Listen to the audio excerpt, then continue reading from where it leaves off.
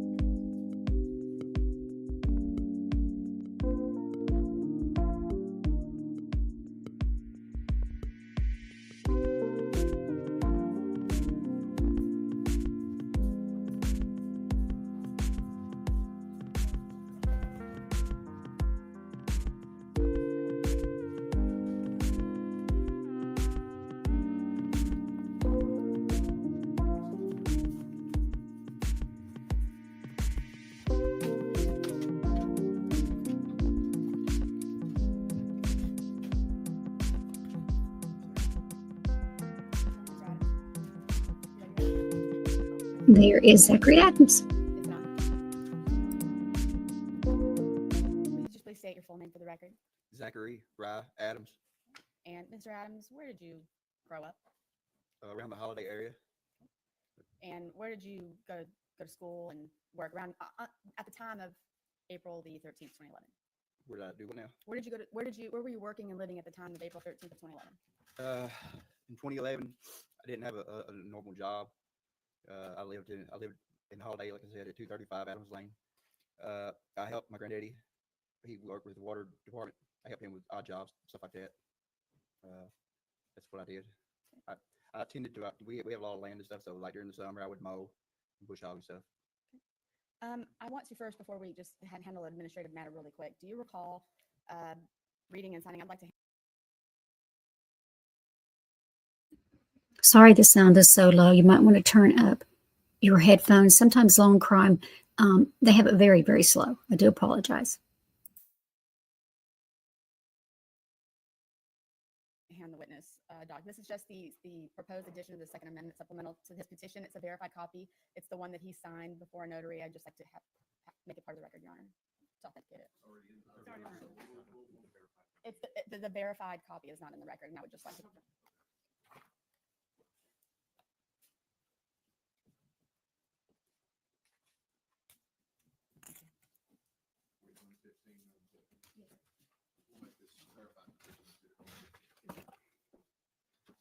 Mr. Adams, do you recognize that document as a document that you signed? I dropped.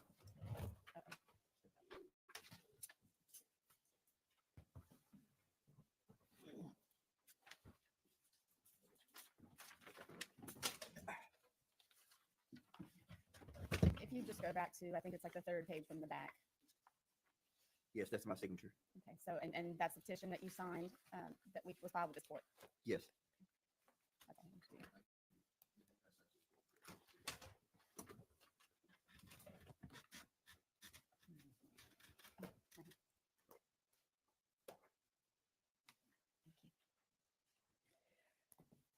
Okay, Mr. Adams, I'm just going to speak to the elephant in the room, okay?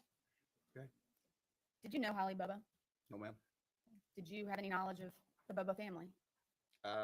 Miss Karen Bobo was my fourth grade teacher at Parsons Junior High School in middle school.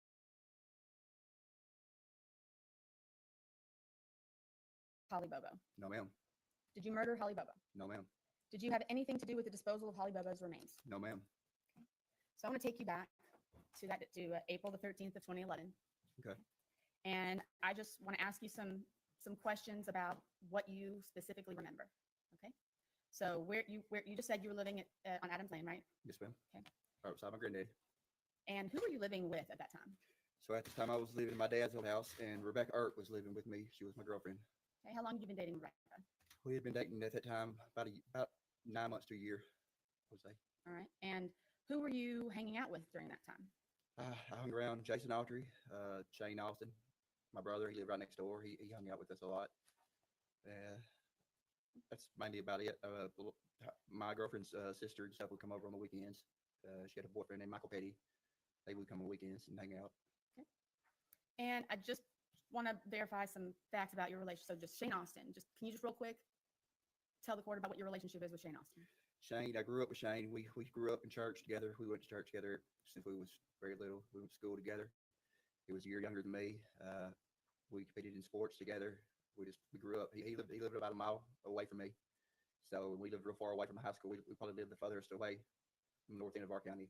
So we was only two, as far as he was my closest friend that went to school, that I went to school with. Okay. You said Dylan, you hung out with your brother Dylan. Is he your younger brother? He is 4 years younger than me. And tell me about your relationship with Jason Autry. He was older than me. He was somebody I guess you could say I looked up to. We did a lot of drugs and stuff together. That was our main. That was going to take me to my next question. At this time, were you a drug user? Very much. And Daily. how often did you use drugs? Daily, I would say. And what types of drugs were you using at this time? Marijuana, morphine, methamphetamine, Xanax, Valium. All right, so I just want you to quickly recall what you like. I want to clarify something. There's any things that you. Did you all hear that? His charges talk about a piece POS. I'm not one to judge, but yeah, I think he's using his addictions to try to get a new trial too. So he was under the influence. Not that that matters. If you're POS and you do drugs, you're still POS. Just my opinion. Let's hear more about what he's saying. He hasn't impressed me yet.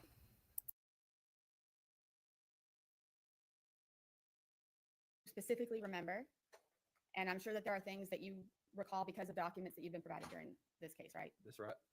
So just real quickly, take us through April the 13th of 2011. What are the things that you remember about that day? So that day, I specifically remember Shane called, and I remember he called and he asked, he said, "Hey, Zach," he said, Your Honor, you're saying? Your Honor, we're not offering it for the truth of the matter, sir. He's just taking us technically through the day as to what he did that day. Shane asked if I wanted to eat. When I answered the phone, he said, "Hey, you want to see if we can't overdose some Xanaxes today?" And I said, "Shane, don't be messing around," because me and Rebecca had been arguing the night before. He said, "Yeah." He said, "I've got some Xanaxes lined up. I need a ride." He had just previously wrecked his truck, so he didn't have a vehicle, and so he needed a ride. I said, "Well, Shane, I don't have a vehicle. I have to get Dylan to give us a ride." I said, "I have to go out and get him up and stuff." And so I went out to my granddaddy's, told Dylan the plan. He was getting ready. So while he was getting ready, I think I got on the internet and got on my Facebook, which is a password protected that I only have the password to. Nobody else gets on my Facebook page but me. Nobody has the password but me. And I got on there, and like I said, me and Rebecca had been arguing, and I think I had cussed or something on the main wall where everybody could see. And Becky Moody had commented, she said, "Zach, you can't talk like that." And I think I apologized. And it didn't take Dylan like 10 minutes to get ready. So we left. We went to Shane, picked up Shane. Okay, so say you and Dylan Me and Dylan. went and picked up Shane. Okay. So Dylan didn't have enough gas in the truck to make it to Parsons. So we go to the Shell station on the Decatur County side. We get $5 in gas because the gas is more expensive at the interstate. It's cheaper in Parsons. So we was going to get more gas in Parsons. That was the plan. So I'm pumping the gas. Shane and Dylan are in the vehicle. I pump $5 in gas, and while I'm pumping, I see 4 or 5 SUVs. And I'm not for sure if they had their blue lights on. I know there was no sirens, but I could tell there was cop cars. coverage police SUVs. So my antennas kind of went up because we're going to pick up drugs, and they're cops. So I go in, pay for gas. When I come out, I asked Shane and Dylan. I said, "Did y'all see the cops get off the interstate?" And they was like, "What are you talking about?" So it kind of irritated me that they wasn't paying attention what was going on. So I get on 641, and I kind of fall in behind them to see how fast they're going, and I get Dylan's truck up to 100, and it shuts off, and they run out of my life. So I don't go 100 all the way to the Parsons. I go 60 or 70 because I know there's something going on. I don't know what's going on, but I know something's going on. I know there's whatever's going on. There's no cops coming our way. So we get into town. What I remember, we stopped by. I think we went behind Ramey's barbecue, and we went to the drug dealer's house. I'm not sure who it was to this day. I still don't know who it is. We get out, and I thought we was going to go in, me and my brother and Shane. But when we get ready to get out and go in, Shane said, "Y'all can't come in." So we sit out in the driveway, and whoever's house it was, they had a bass boat, and it was a nice Triton bass boat. The reason I know this is I love bass fishing. And so me and Dylan were looking at the bass boat, and we're talking about how nice it would be to have one. And I'm not really sure how long it took Shane, 10 or 15 minutes. He comes back out, and we go from there. We go up one block to the Delta gas station, which is right up from behind Ramey's. It's right one block up, right beside the hospital. So when we pull in there, there's a local deputy, Tony Weber. And Tony Weber has been known to harass me. He knows I was a drug dealer and drug user. So when we get there, I told Shane, I said, "Shane, you go in and pay for gas. I'm not going in." And so Shane pumps the gas, and he goes in. When he goes in, he pays, and when he comes out, he said, "Look," he said, "when I was in there, the deputy was talking about what happened." He said, "You're right, something did happen. Somebody got abducted." And my antennas kind of went up. I said, "Well, I knew I was right. I didn't know what happened, but I knew something. Like I said, I knew something had happened." And so I knew that we needed to buckle up. We got these Xanax. Jane had all these Xanaxes on him, so I knew we needed to, kind of be safer. Okay. So when you guys went to get the drugs, who paid for them? Shane. Okay. So, and again, I initially asked you, there's going to be things that you specifically remember and things that throughout the course of this proceedings that you learned. Mm-hmm. Is that right? Has there anything that you have learned based on the documents that you've received or things throughout the course of your trial that you didn't specifically remember at the time? No, I'm going to object to that. I don't know how he can share with the court things that he has learned through other sources. That's the epitome of hearsay. That's the epitome of not firsthand knowledge. Well, he's a witness to a hearing. He can't come in here and regurgitate to the court. There's 4 terabytes of data that was provided within defense and discovery. Yes, sir. Certainly, he's going to distinguish what he learned from that discovery versus his own memory. I'm going to allow. Yes, sir. I'm going to allow. There was things that jogged my memory about that day. I don't specifically remember going to the ATM until later on. There was a moment later on when I realized Shane had a lot of money that day, and I didn't specifically remember. I remember I was irritated with Shane. Shane liked to joke a lot, and he liked to make people laugh and stuff. And I wasn't having it that day because me and Rebecca I'd been up with Rebecca arguing all night, and I was kind of irritated. And I wasn't in no mood. And I can remember, like, when we pulled up the ATM, I remember I specifically pulled him backwards. And how I know that's because I didn't want Shane to accuse me of stealing his pen, or I didn't want him to lean over, But in my statements to police, I don't believe I gave that. But it wasn't because it's just I didn't remember, All right. So you spoke with police several times throughout the course of this investigation? Every time they came to my house, every time they asked me, anytime and every time I gave a statement. Not once did I ever. I left my job when they come to the jail. Anytime they ask. Okay. So real quick, I want to back up to something that you said. You said that you weren't in the mood because you had been fighting with Rebecca all night. Just Okay. So did Rebecca stay with you that night of the 12th? she did not. All right. And do you recall telling police that maybe she did, or were you confused? See, that's another thing that I didn't learn till we had the cell phone records. And I didn't. She normally stayed there all the time, but her cell phone records put her at her mama's house up to 4 a.m. I think we was texting. So there's no way she stayed with me that night. Because she got off work at 10 or 11 o'clock from Joe's video, and she would either come straight to my house or go to her mom's house. And her mom lived in Parsons. So. All right. So you're saying upon receiving the discovery documents, bank records, whatnot, it triggered your memory that you went to the ATM and got cash, and that You specifically remember pulling in backwards. What vehicle were you driving at the time?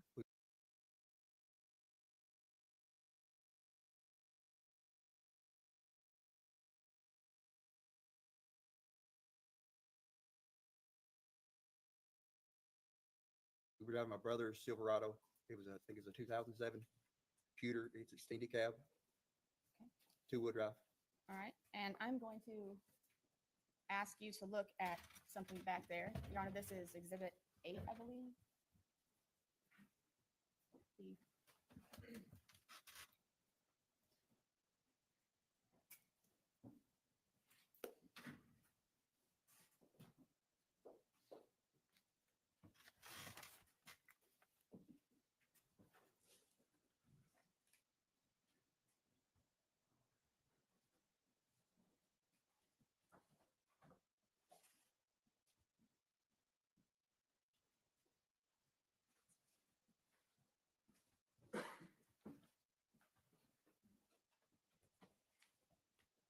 Your Honor, I apologize for having some technical difficulties here.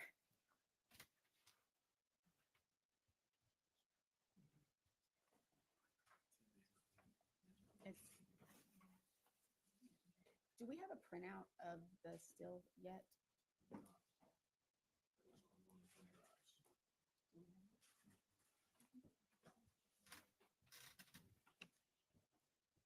Apparently, we can't connect to the internet, so I'm gonna try to get this to him a different way, maybe show him the still. You got it up, Mr. Boyan. I can't. You got it in the seat. I have it on the computer if I can approach. Stay agree that that's exhibit 8. Yes, sir. Is that the right number? I believe 8. Is it running? I have the 18 video as exhibit 8. The still shot. You can Oh, the show still shot. the whole video. I don't know what she's showing. The still shot's 101. Yeah, that's the video, right? 8 is the video, 101 is the still. Yes. I don't know what That looks like the video. they're showing, but. I don't know, something- I don't know.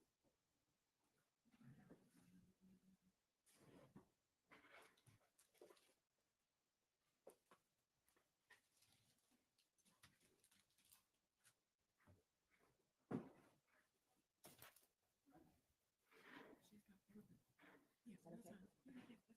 May I approach, Your Honor? You may. Now, let's clarify. Are you showing the whole video or just the still shot? I'm just gonna show the still shot, Okay, Your Honor. which is exhibit 101. Yes. Mr. Adams, do you recognize that vehicle? Yes, that's my brother's truck. Okay, and you're familiar with the ATM that you stopped at? Mhm. So who was in the vehicle with you? I'm driving, Shane's in the passenger seat. My brother's in the back. The timestamp on this is approximately 11:11 in the morning. Mhm. Does that sound about the time that you guys would have gone to the ATM that day? It was.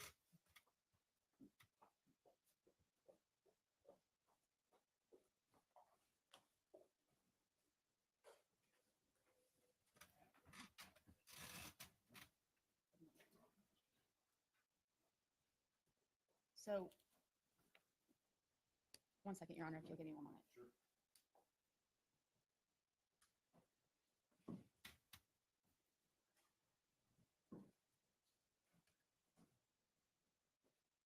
Your Honor, I'm gonna approach him one more time because I realize I need to show how the vehicle went in so that, because it correlates with my client's testimony. So I'm gonna show the video. So now we're going to show the video, exhibit 8.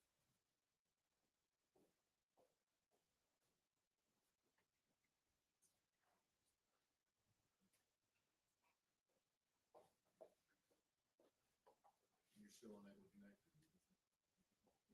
The TV is not connecting to the, You're going to show many videos. no, Your Honor, this is the only exhibit I'll be offering today.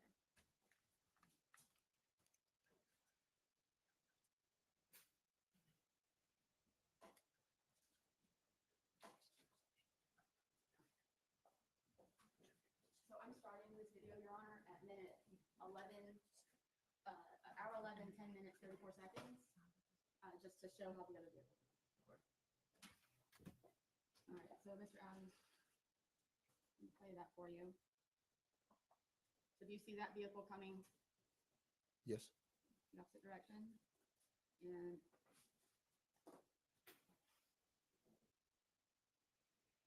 Which direction is your vehicle going? That would be going the wrong direction. Like if you were going through the drive-through in the bank, that's the wrong way. The arrows were pointed, they would be going the wrong way. So when you pulled into the ATM, who was it? The driver's side or the passenger side that was facing the ATM? It was the passenger side. Thank you for your indulgence, Ron. Okay. Now, you were driving Dylan's vehicle. Why is that? So at this time, I didn't have a vehicle. My Silverado, I had wrecked. The whole front end was tore off of it, and the Nissan, the white Nissan, I didn't have access to at the time. My granddaddy had it hid somewhere that I didn't know where it was at. Okay. So when is the well, first of all, this ATM footage and this trip to the bank, is this something that you told your attorneys during trial? It came up, yes. It came up, but like I said, I didn't at the time. I didn't realize it about the ATM. I didn't remember. There was a lot of places where we stopped that day that I didn't really remember. And when is the first time that you saw this ATM footage? First time I saw it was with Mr. Bates. Okay, so do you recall being in court back in, I think it was January or March, and Mr. Boyano had his laptop on the podium? That was the first time. Yes, that's right. Okay, That's is that the first time that you saw the picture of your vehicle? That's right. That's right. All right. And what jogged my memory is the reason I knew that is because when it went pulled in backwards, I said that's us because that's what we did that day. Right. Now, you've been given your cell phone records, all these things that you've received in discovery, and you heard the testimony at trial. So you heard Jason Autry's testimony that y'all went to the river that day. Do you recall going to the river that day? I don't recall going to that river that day, but I went to the river so much down there underneath the interstate bridge. I would go 5 days out of the week, sometimes 7 days. I bass fished down there. I did drugs down there. I went down there to look for arrowheads. We just went down there just to kill time. Like it was just a place we hung out. To be clear, when I say the river, where specifically are we talking about? Under the interstate bridge, under I-40 bridge, exit 133. All right. Now, do you recall going to Victor Dinsmore's house that day? I don't recall going to Victor Dinsmore's house. Is it possible that you went to Victor Dinsmore's house that day? Could have been. I don't remember though. Okay. Do you recall getting in a fight with Shane Austin that day? I did. Okay. And where did that take place? That was at Doug and Dottie Cooley's house. Okay. And so did you see Mr. Dinsmore there? I did. And who was with you at the time? Jason Autry, Shane, and my brother was in the back, and I was driving. It was in Dylan's pickup. And what was the purpose of you guys going to see Mr. Dinsmore? Mr. Dinsmore was a morphine connection of mine. I bought morphine from him, and at this time, Jason or Shane they couldn't access Victor to buy morphine from him, so I was the go-between. I would buy morphine and distribute to All Jason. right. So then you guys were doing Xanax, the pills that Shane Austin purchased, and then what time do you think you guys went over to Miss Dottie's? It was after we picked up the Xanaxes. It was after that. I would say, I'm not going to speculate. Okay. If you don't know Yeah, for sure. I don't know for sure. Okay. So this is not, this particular conviction is not your first run-in with the law, is it? Absolutely not. Okay. So I would like to take you through, you're aware that if you would have testified at trial, that you would have had to have talked about some of your prior convictions. Of course. I'd like to run through those with you if you don't mind, okay? Okay. So, Mr. Adams, you have several convictions for possession of drug paraphernalia or possession of narcotics. Correct. Okay. When did you start doing drugs? Started smoking marijuana when I was 14. Started doing meth when I was 15 or 16. And there was a notice that was filed in your trial. We call it a Rule 609. It just shows saying that this is the evidence that you're going to be impeached with if you testify at trial. Yeah. Did you tell your attorney that you wanted to testify at trial? I did. Okay. And were you willing to face up to and acknowledge all of these crimes that you committed? Absolutely was. So you've been convicted of some assaults as well. I have. I've pled out to them. Okay. So there was one in 2004. Do you recall a conviction in 2004 for assault? I don't know the specifics, but I don't dispute it. Okay. And you have possession of controlled substance in 2004. Possession of drug paraphernalia in 2006. So you have several possession charges. Does Been doing that drugs sound most about of my right? life. That's correct. Okay. You have some theft convictions as well. I do. You have 2 of those. All right. And in 2007, you have 2 assault convictions. Do you recall the circumstances surrounding that? 2007. I don't recall if you had more details about the incident or something. Well, why don't you tell me under what circumstances have you been convicted of assault? So, my grandmother knew. She knew that if I was in jail, sometimes, she knew I wouldn't be getting high if I was in jail, and she knew that she could call a law sometimes if I was high and say, "Hey, look, he pushed me or he did this," and she knew that I would be arrested, and she would be hoping that I would go to jail and I guess the catch Jesus moment, get Jesus and get saved and start acting right, and that's happened a few times where we had gotten in an argument or something and she called the law. And Mr. Adams, isn't it true that you shot your mother? I wouldn't say I shot her. I did operate a firearm in a reckless manner that caused her to get shot. So it was my fault, but it wasn't like what you would say I just shot her. And you weren't ever convicted or charged with that, were you? I was charged. You was charged. Okay. And And what were you convicted I of? did plead out to a simple possession or a simple assault. Okay. So that's one of these assaults that you have on here. It was. And in 2011, August 30th of 2011, there was a conviction for assault on a police officer. Do you recall that? I do. That was the incident in Nancy Strait State Park, and where the park ranger, I got out and run, and he chased me down. I ran into some thorns and got scratched up real bad. Still got scars on my leg, on the inside of my leg. Okay. Oh, and I missed one, July of 2011. July 25th of 2011, you have an assault conviction that you pled to for 11 months and 29 days. That was me and Rebecca. Me and her got into it. It was kind of a shoving incident, and Was Rebecca using drugs at the time as well? she was. And then you also have a domestic assault, June 11th of 2012. What was that from? 2012. I think that's where me and my granddaddy got into it. Okay, and you pled to 11 months, 29 days. I did. So in your entire criminal history, have you ever been charged or convicted of any crime that was sex related? Never.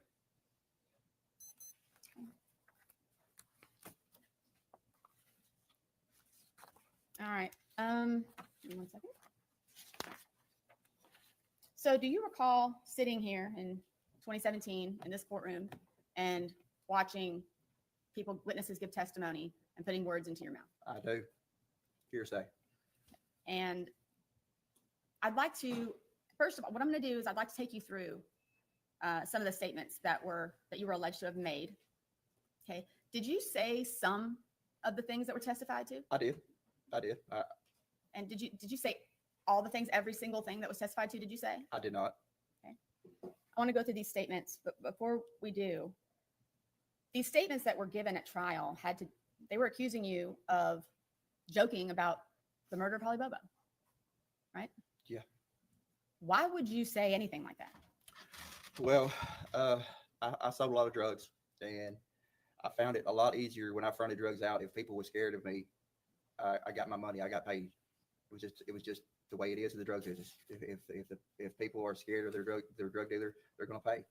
So that's kind of a stupid answer, but it's the truth. I mean, Right. Okay. Who's Carl Statler? he was a friend that lived right below me. He went to school with my brother. All right. Did you hang out with Carl Statler during this time? I did. Do you recall going to Johnny's bar and grill with Carl? I do. And I'm sure you heard his testimony. Did you tell? So first of all, who's Misty Tubbs? She was a friend of my son's mother. Never really hung around her that much. I think I've been at her house one time with Amy, my son's mom. Okay. And was she the bartender at Johnny's bar? She was. Do you recall getting in an argument with her? I don't really recall. It seemed like we did get into some kind of argument. She accused me of, I think, of doing something to her car or something. All right. And Did you say, I'm just going to ask, did you say, I'll kill you like I did Holly Bobo? I don't recall saying that. Did you tell Carl Statler that I did it? No. Is it possible that you made some statements similar? I've made some open-end statements before where people could have had the wrong idea. I remember I told Rebecca once, I said, there's already one person missing. What makes you think it can't be two? And by that, I wasn't meaning that I did anything. I was just, we was arguing and just trying to get her to. She was kind of griping at me. Were you admitting in that statement that you killed Holly Bobo? Absolutely not. All right. And do you recall Rebecca Earp's testimony? I do.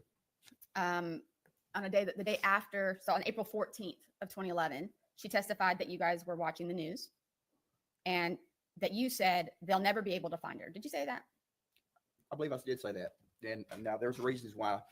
There, in Decatur County, there's a history of women that goes missing and hadn't been found. There's still a August girl that has never been found. Nobody knows what happened to her. And this happened when I was in high school, and nobody knows anything about it. So yeah, I made that comment. Okay. Did you make that comment because you had knowledge of where Holly Bobo's remains were? I did not. I only made that comment because of the time period of the news interview, and it's just statistics. If the police doesn't find the person that goes missing, it's just statistics, and that's all I was stating. I guess I watched too many crime. You heard Rebecca Earp testify that you said that you would tie her up just like you did Holly Bobo, and no one would ever see her again. Did you say that? I don't recall making that statement. How about she better not go to the law, and she better not make any statements, otherwise you would hurt her or her family. Did you say that? I may have said that. Was that you admitting to having anything to do with Holly Bobo? No. Was that you claiming to have any knowledge of the murder of Holly Bobo? No. How about around July of 2011, when you and Rebecca were at John Mitchell's house? She testified to that. Do you recall that? I do recall that. Okay. She said everything was ready to go in the back of the truck to be put under the Birdsong Bridge, and that you said, or I should say, you or John Mitchell said, they said that it was Holly's remains in these Tupperware tubs that were in the back of the truck. The only thing is that date. The date was, we wasn't dating at this time. This was after me and her broke up, and this was after me and her broke up. And I think she was seeing John, and I do recall that. And it had nothing to do with no remains. It was meth making material. We was just kind of the way we was discussing it. We just didn't want to put our business out there. Okay. But with the way she took it, I guess she took it that way. But you never told her that it was Holly Bobo's remains in those tubs? I never told her it was Holly Bobo's remains. I never told her it was a meth lab. All right. Do you recall Victor Dinsmore testifying? I do. All right. So you testified earlier that you do remember getting into a fight with Shane at Miss Dottie's that day. I do. Okay. So Victor Dinsmore testified that you and Shane were arguing about who was going to hit it first. Yes.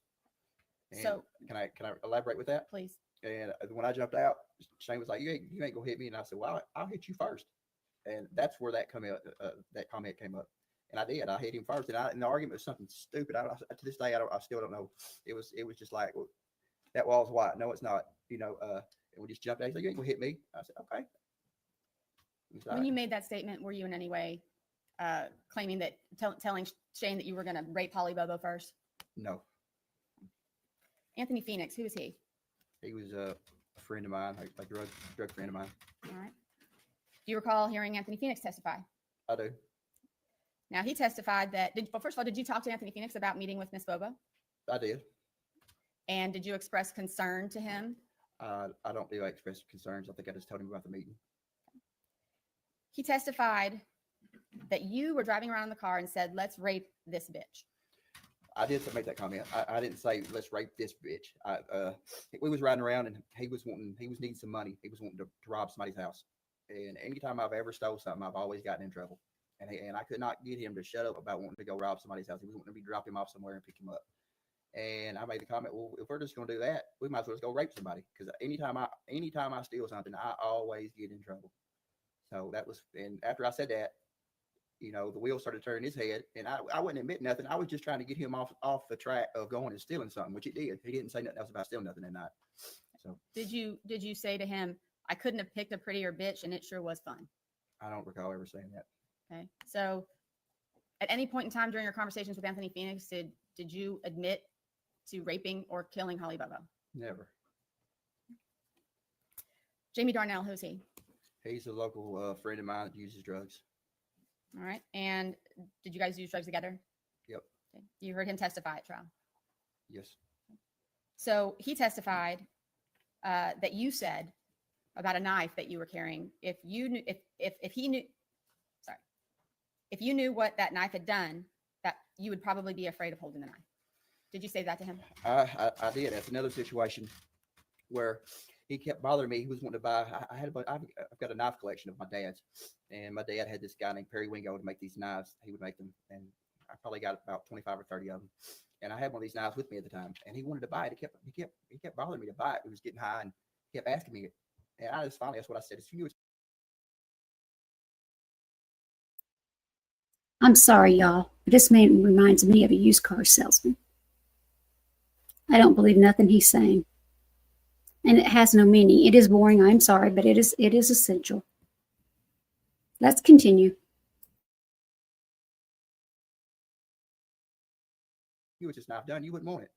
And after I said that, he didn't ask me no more to buy that knife. But the whole goal of that was just to get him. He didn't. When I told him no the first time, it's like he wouldn't listen. So I told him that just to get him to quit asking about it. Were you in any way implying that that knife had been used on Holly Bobo? No. How about his testimony that you pulled a pistol out and shot it over the top of his girlfriend's head out the front door? No. Did you do that? No. Okay. He also testified that that same night he had pushed you out the door and you broke down crying and started apologizing. Do you recall doing that? I do. And we was in his bathroom getting high, and I was at this time I was an intravenous user. I used the needle, and I tried to get him to shoot up that day, and he didn't want to. And after that, I felt real bad because I tried to push that on him, and I apologized for that. And that's what I. So you were not apologizing for something you did to Holly Bobo? No. And he also testified that you needed to clear your name, that you couldn't be coming back around his house, you need to clear your name. And he said that you said that you couldn't do that because you were too far involved into it and there was no way that you could do that. I did, and there's reasons. I thought he was talking about you to clear your name as far as like being a local drug dealer, being the local drug user. And I told him I was too far in. I can't do that. Like I was selling dope every day at this time. And yeah, I absolutely said that. But it was his characterization. All right. So when you said that is there any implication from you that you had anything to do, that you were too far deep into Holly Bobo's murder? No, absolutely not. Corey Rivers. Do you know who that is? I do know who it is. Okay. And you saw him testify. I did. So who was Corey Rivers? He was just somebody that was at Williamson County Jail in the pod that I was with. And does it sound about right that it was around sometime between April and June of 2016? That sounds about right. He testified that you said that you went to him and asked him if God would ever forgive you. Did you do that? Never. And he also testified that you told him that you and a couple of your friends got drunk and went into the woods with this girl. One thing led to another, and I was there for the worst of it. Did you have any conversation with Corey Rivers that was anything like that? No. Have you had conversations at all with Corey Rivers? I did talk to Corey. Okay. What did those conversations entail? I don't really recall. I may have told him what was going on, like what was going on with the case. What the state was alleging. That's the only thing that where he.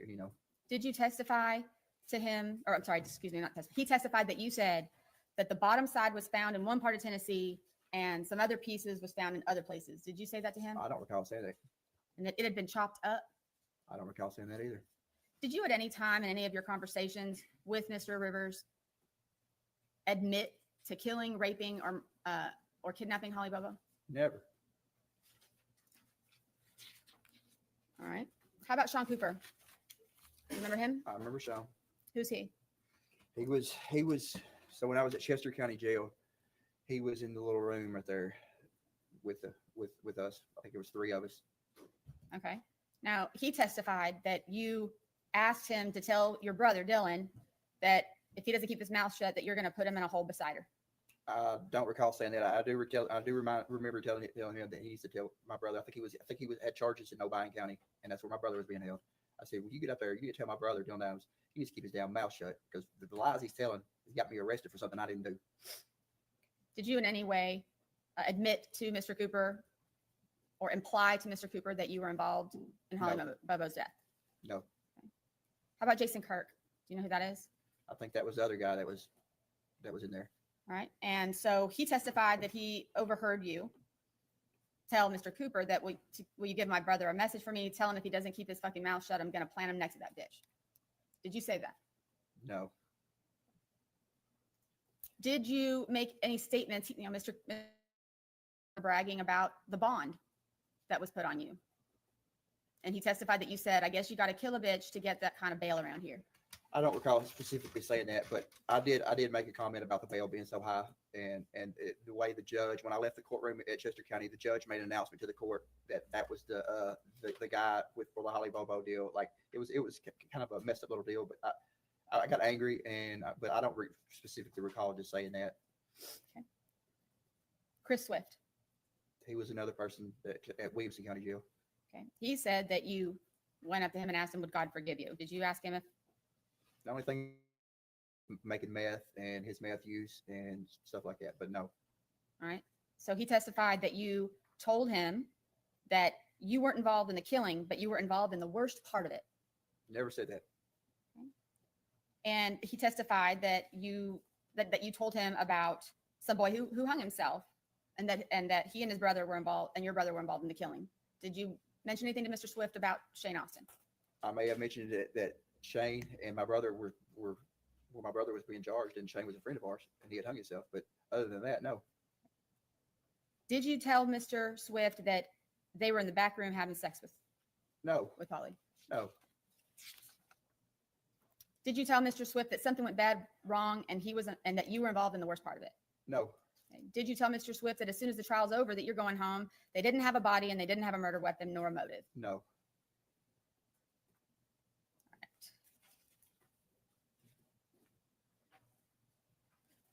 Did you have any, did you call Mr. Swift from another inmate's? He gave me his phone number, and I believe I did call him. Okay. And did you tell him that you probably wouldn't be talking to anybody else and to take care of himself? I don't remember what I said in that phone call. I'm sure it was recorded if it was a jail phone call. Did you threaten Mr. Swift in any way? Absolutely not. All right. I want to talk to you a little bit now. You said earlier that you had been visited by police on multiple occasions. Okay.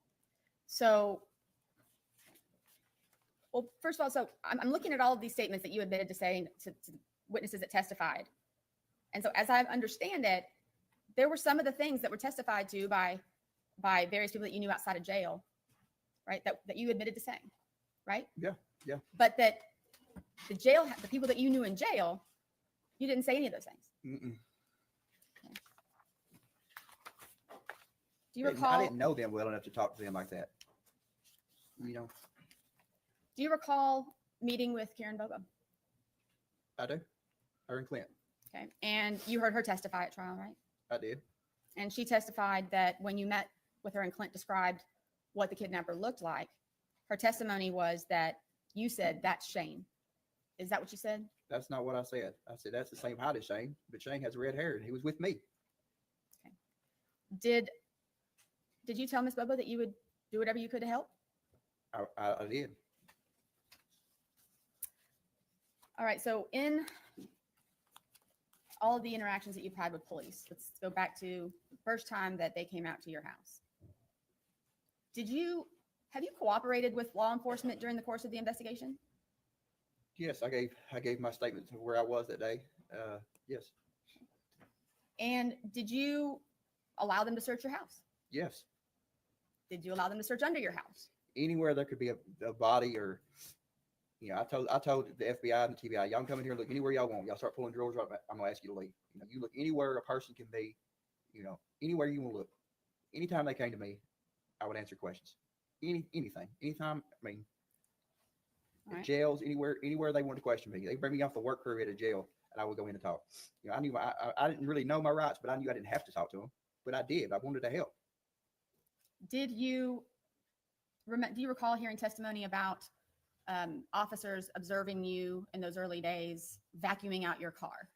I vacuumed out my truck all the time. If you looked at my vehicles, I vacuumed my trucks out all the time. That was a regular occurrence. You can ask anybody that knows me. All my vehicles were clean. I kept a shop vac at the house just for that. What about the mattresses that were leaning up against the house? So when Rebecca moved in, we moved all her stuff. I had a double wide 16-foot trailer. We moved all her stuff on that.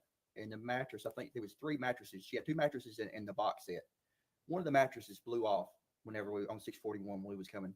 So we went, we took everything off the trailer and stuff. And I went back and got that mattress. And she said, "Look, don't bring it in. We're gonna clean it up and stuff. I don't really need that. It just makes the bed look higher." And so I was like, "Well, what do you want to do with it?" And she's like, "I don't care. Just don't bring it in here. We don't have nowhere to put it, you know." So I said, "Okay." So I leaned it up against the back side of the house. And every time I would mow, or every time it would get dirty or something, I'd either wash it off or I would blow it off with the leaf blower, because I was under the impression she was still going to use it. I didn't know, what to do with it. It was hers. I wasn't going to throw it away. That would have caused an argument. Give me one moment, Your Honor.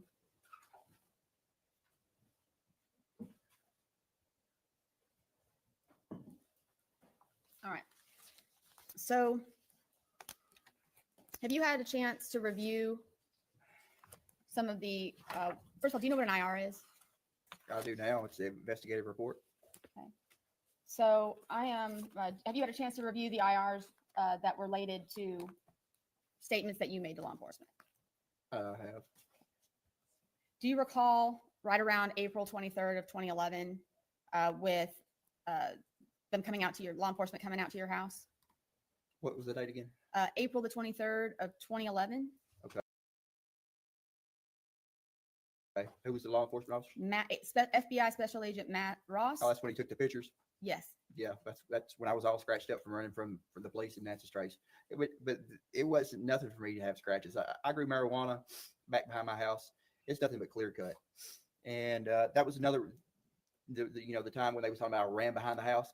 And if I'm not mistaken, Mr. Rainey also testified that he knew where my marijuana plants were, which he did. When they come searching, I had to move everything. I had about 5,000 marijuana plants when all this went on. And when Miss Bobo went missing, I moved everything outside. I had just got them started, and I moved everything outside. Well, when everybody started searching, they come through. I had to move everything. And when law enforcement came that one time and talked to me, that's what I ran around behind the house doing, was moving all the marijuana plants that I had there. Okay. Did you provide your best account of what you did that day to law enforcement?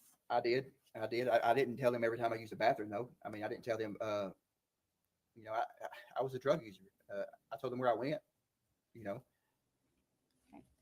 Did you, do you think that there were things that you did throughout that day that you didn't include in your statements to law enforcement? Absolutely. But I didn't lie. I didn't, I gave the best, there was people that called that morning that I didn't remember talking to, that later on that I realized I talked to, like going to the river. There's nothing that happened that morning going to the river. I don't specifically recall going to the river that morning with Jason, but we went down there so much.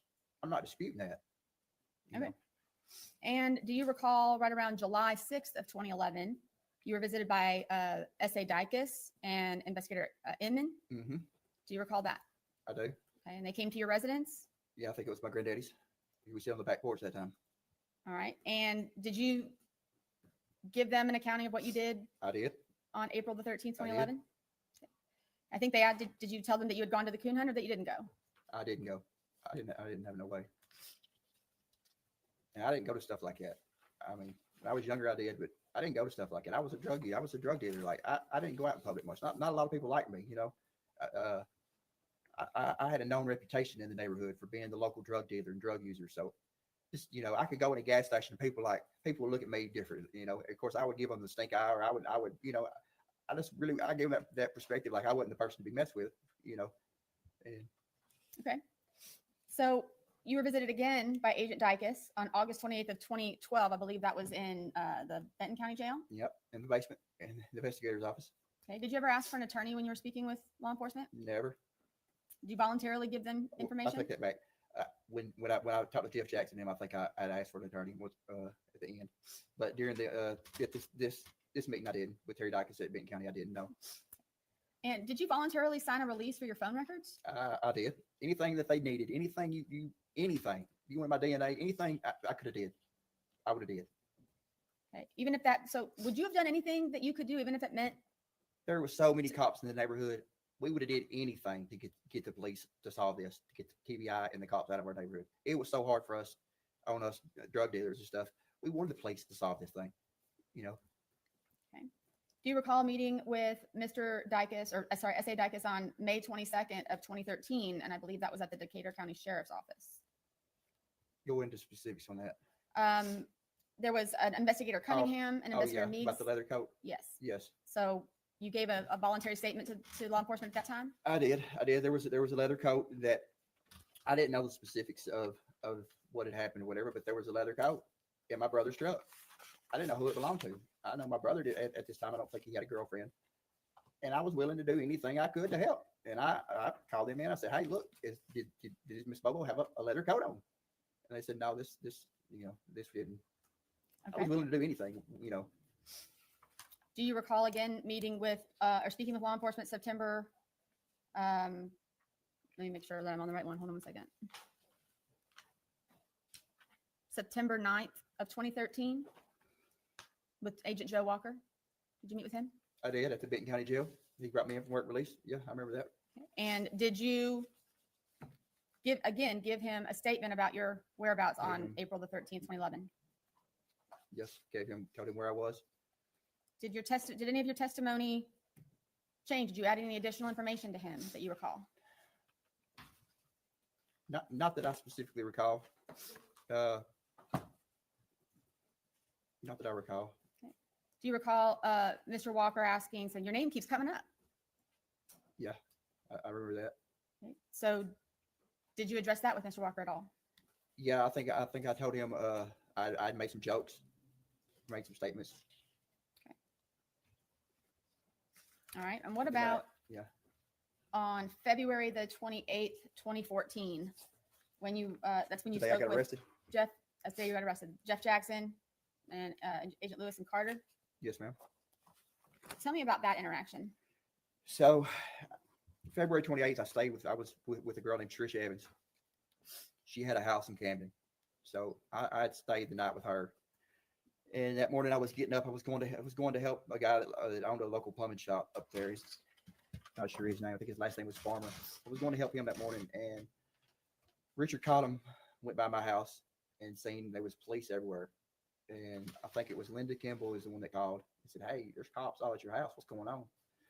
So I thought it was the local cops. I thought they had done sold to a confidential informant, sold some drugs or something. I didn't really know what was going on. So I called the Carter County Sheriff's Department. And I said, "Hey, look, what's going on? Why is the police at my house? What are y'all doing?" This Zach, we don't know what's going on. They nuts. So I call and I said, "Well, y'all go back by there and see what kind of cops it is." So they went back by and they said, "Well, it's got to be TBI." So I went on the internet looking for the number for the TBI. They don't really have a number, so I just called 1-800-TBI-FIND. And I asked them, "So what are y'all doing in my house?" And they asked, "Well, where are you at?" They wouldn't answer my question. I lied. I said, I'm in Lexington. "What are y'all doing at my house?" They said, "Well, we need to talk to you." And I said, "Well, I'm working right now. We need to get here." I said, "Well, I don't have a driver's license." So I hung up, took my phone apart, and I called my girlfriend. I said, "TBI's at my house." And I said, "I don't really know what this is about." And she said, "Well, what do you want to do?" And I said, "Well, I need to go see what this is about. This is, there's lots of law there."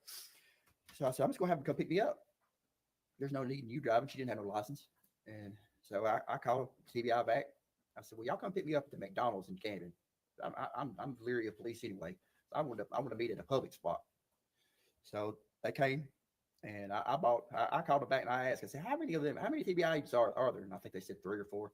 I bought everybody. I went in to McDonald's. I bought everybody Sprites and drinks and sausage and biscuits and just I bought everything and got in the vehicle at the McDonald's with Jeff Jackson, and I don't know the other agent's name. I know Jeff Jackson was in the back.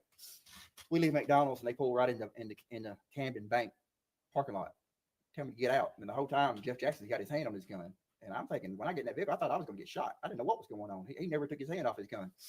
They pull me out. They search me, take my pocket knife, and we ride to my house. And I'm asking, like, what's this about? What's this about? And they make statements that my brother has made statements. I says, "Dylan, he's in federal holding. What has he made statements about?" We get to my house and it's a circus. Like, they had the driveway blocked off. They had the TBI mobile command unit in my granddaddy's front yard. It was circus. It was a circus. And So let me just make this. You volunteered. You sought out law enforcement when you found out that they were looking for you, and you invited them to come meet with you. I did. I called them. Okay. They had already knocked the door down. Was in my house. All right. So I want to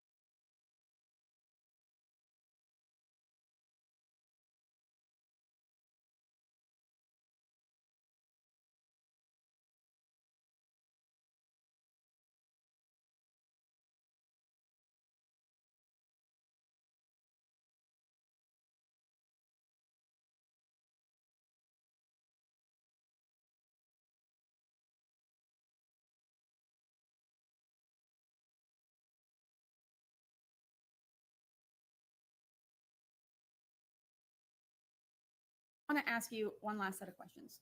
Okay. At your trial in this case, has your defense always been straight up innocence? Always. Why did you- Till my last breath on this earth, it's always going to be innocent. Then why didn't you testify? The reason I didn't testify, a week before my trial, Jennifer Thompson had my mom and my cousin come in from Atlanta. My mom had to take off work and come up here, and we all met at the Savannah jail over here in the library. And they had already talked for us and planned all this out, but they got up there. She got my mom up there, my cousin up there, and my mom made me promise that I wouldn't testify because all the bad things that the state was going to try to say about me, and they just didn't want me to testify. And Did any of your attorneys ever meet with you and prepare testimony for you? never. Did you discuss taking the stand with Ms. Thompson? I did multiple times, and she the way I guess that she practiced, she tried to say that she didn't want me to. She didn't want me to at all. I was advised not to. I wanted to bad. How about with Mr. Simmons? Did you have that conversation with him? I didn't, not that I recall. Did the pressure from your family and the advice you received from counsel, did that in any way affect your decision not to testify? It did. Do you recall Judge McGinley asking you questions, saying, is this your decision not to testify? It did. He did ask me that, and at the time I didn't realize I could have said yes. And when he gets my lawyer, I just was going with what Jennifer. We paid her a lot of money. She was a paid attorney. We paid her a lot of money, and I was told to listen to her, and that's what I did. Did Ms. Thompson ever sit down and discuss any kind of defense strategy with you? We met a lot, but like the discovery. I never got to see all the discovery. Like she tried to fix it up at the Williamson County Jail where I could get a computer and get the hard drives. Like, and the sheriff, there wasn't trying to make anything extra, like special for me. He said, no, you can get it mailed in. What the sheriff didn't realize, it would have filled 4 or 5 cells up. And I never got to see all the discovery. I never, we met a lot, but a lot of it was just, she just asking where I was. Just, she was unorganized, very unorganized. So being a part of this post-conviction relief process, observing Mr. Bates and I. Day and night difference. So knowing now, if you had known then what you know now, would you have testified? Absolutely. And I just have to ask these questions one more time. Did you kidnap Holly Bobo? No. Did you rape Holly Bobo? No. Did you murder Holly Bobo? No. Did you have anything to do with the disposal of her remains? No. And if I would have knew anything about this, it could have helped in any way possible, I would have. And is everything that you testified today the truth? Absolutely. That's all I have, Your Honor. Thank you, Your Honor. At 8:19 in the morning on April 13th of 2011, you texted Jason Autry. Okay. Never mentioned that to the police. I didn't mention every text I made. I didn't tell them every time I used the bathroom. 8:30, you called Jason Autry on the morning of April 13th, 2011. It's why there was a lot of phone calls I made that morning. There was a lot of people I talked to that morning that I don't recall talking to. 8:35 on the morning of April 13th, 2011, you called your grandfather, Dick Adams. 8:37 in the morning of April 13th, 2011.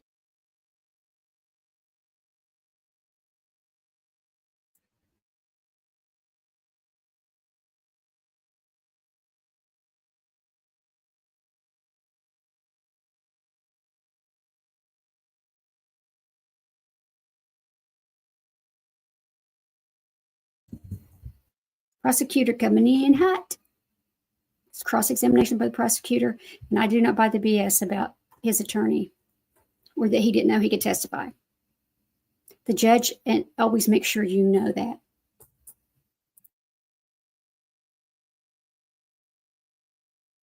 You're calling Jason Autry again.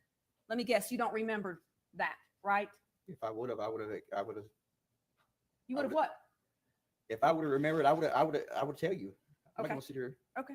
8:38, Jason Autry calls you back. Again, I'm talking about the morning of April 13th, 2011. The morning that has been your whole life since it happened. Since April 13th, 2011, that day has consumed your life. And nobody until this moment has heard that information. You didn't tell one officer. I did not. Wait, I had nothing to do with Holly Bobo's disappearance. I was on the phone with my grandfather. I was texting with my buddy Jason Autry. Never mentioned it, did you? There's a lot of things I did that day that I didn't mention. Right. And it wasn't because I was lying or trying to be. It's because I just didn't remember. I was a drug user. I didn't remember everything I did that day, but I didn't lie about where I was at. You like to Absolutely leave did not. things out, like you told. You like to leave things out sometimes when the police talk to you. No. Okay. No. 8:38, you're calling Jason Autry. 8:53, you're calling Jason Autry. What was the urgency of getting hold of Jason Autry that morning? We talk all the time. Okay. We probably talked every day. Pull the phone records before that day, April 12th, April 11th. How many times did we talk to Jason Autry? I talked to Jason Autry a week. I mean, every day I talked to Jason. There's You probably also- a day that went by during that time period that we didn't talk. We used drugs every day. Of course we talked. Y'all were Absolutely, close. we talked every day. Y'all were close. I looked up to him. Right. 8:58, you get a call from Brandon Williams. Yes, ma'am. 9:10, you get a call from Brandon Williams. Yes, ma'am. We was talking. Brandon Williams was a friend of mine and Rebecca's, and yes, I was talking to him. We're trying to get him to help get on my side and get Rebecca back on my side. Rebecca Earp testified at the trial. Of course, she was not telling the truth, right? She was mistaken about what she remembered. She wasn't telling the truth. She told the jury, you left early that morning to go scrapping. Turns out you didn't go scrapping, right? Remember that? I didn't. Look at the scrap records. I didn't. I scrapped before. I think it was 2 days before that, and a couple of days after that. She told And her then how that's was where she you at my house? If she was if she testified that she was at my house, how is she at my house if her cell phone is pinging at 4 a.m. at her mama's house? How is she at my house? I don't know. At Somebody's lying. between 9:50 and 10:32 in the morning, you're wearing your phone out. You remember that? 9:50 and 10:32 from the Bird Song Tower, which is the closest to the interstate, which is the closest to the underpass, which is the closest to where you put a bullet through the head of Holly Bobo. You are wearing your phone out. Do you remember who all you texted and called? You called Joe's Video. Shane Austin is calling you. You're calling Michael Hughley. Is he one of your drug buddies too? He is. Okay. You're calling Joe's Video again. Who works at Joe's Video? Rebecca Earp. You call Joe's Video again at 10:15. At 10:15, you're calling your grandfather again, trying to find him. At 10:16, you're calling your grandfather. 10:18, you get a text. 10:18, you send a text. 10:19, Shane Austin is calling saying, where are you, man? Right? Where are you, man? This plan is about to fall apart No, I and don't- blow I don't- I up. don't Where are you, recall man? that. I don't- 10:19, you call Joe's Video again, trying to get a hold of Rebecca because y'all were having a fight, right? 10:35, you call Dick Adams, your grandfather, again. 10:38, you call Rebecca. 10:49, Rebecca texts you, and lo and behold, and the whole world heard it, and there's no denying it, and nobody cares, that at 11:12 in the morning of April 13th, 2011, where were you? It's at my house. At 11:12 in the morning on April 13th, 2011? I don't recall exactly where I don't recall the exact time. Like I just testified to. The first thing I remember that morning is Shane calling. He asked if we wanted to overdose on Xanaxes. Just like I said, I went out to my brother's, got him up, got on Facebook. No, you didn't, because there's evidence in the file, and I'm sure you've seen it because your lawyers that are sitting here today have shown it to you. And the lawyers, the 16-member team that you had representing you at trial, they showed you everything.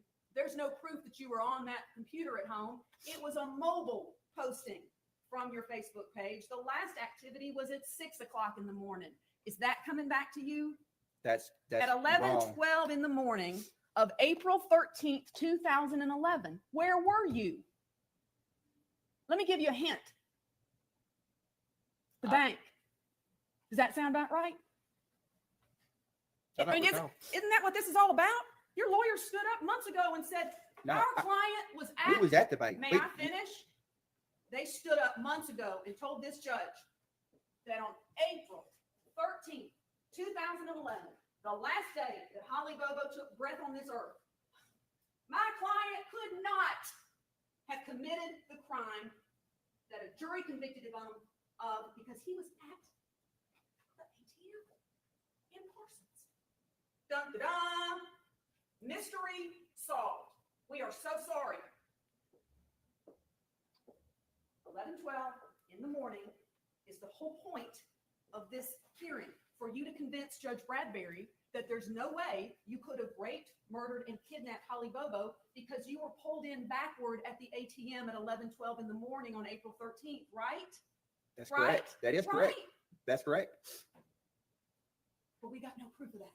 That truck, Okay, the truck that you can't see anybody in. that truck is my brother's truck. I was driving that truck. Okay. Was there any other vehicles that was pulled in the ATM backwards that day? I don't know. Couldn't tell you. If we had the That's real how- ATM video, we would know, wouldn't we? We've seen it. That's not the real ATM video. ATM video shows the person that's punching the numbers in. If we had that, we would see Shane Austin punching the numbers in. Okay. And here's, And you would see me in the driver's seat and possibly my brother in the back. you know what the jury heard from your cell phone expert? Do you know what the jury that convicted you heard from your cell phone expert? Not the state of Tennessee's, though he agreed with it, but from the very expert. Remember Jonathan Reeves? Remember that name? I do. And you attended the trial. You were here every day, right? I did. Miss Thompson put you in a new suit every day from her husband, right? She put makeup on you, right? I did. Yeah. You're right. I mean, you sat here, you listened to the witnesses, you took notes, right? I did. You were engaged in the trial, right? I did. You're pulling on their suit coat and asking them questions. You're interacting with them.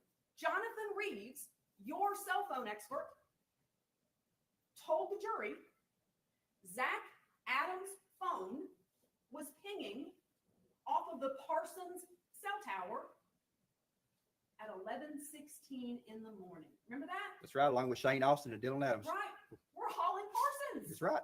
We're all in Parsons at 11:16 in the morning. The jury heard it. They didn't seem to care much about it, did they? The jury heard a lot of things, a lot of lies. Right. Everybody was lying, weren't they? Well, I wouldn't say everybody, but there was a lot of lies told in that case, in that trial. Mhm. Lots of lies. Let me ask you about the trial a little bit more. You mentioned that if I had just known that I had the opportunity not to testify or to testify, I would have done that. I would have done that.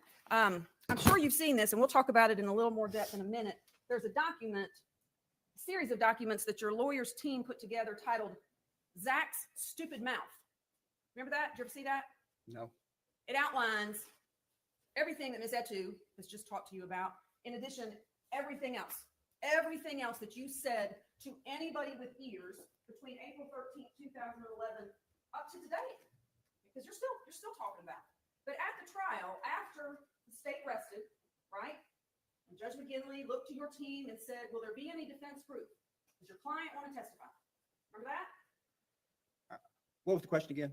Do you remember being asked if you wanted to testify at your own trial? I did. Okay.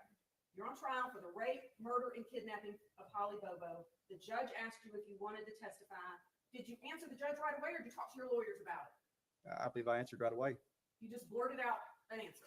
I said no. I was Did you- advised by my lawyer not to, and that's what I did. Okay, all right. May I approach, Your Honor? You pass it to the other. Your Honor, may I see what the thing said? Come on in here at the trial, page 2,539. I don't know what. There you go. You recognize this? Your Honor, would you like the transcript? We have a copy of the transcript for the court if you would like to follow along. I'll be all right. If you're gonna be objections, just stay in. No, Your Honor. Let's go in and set it in for another part.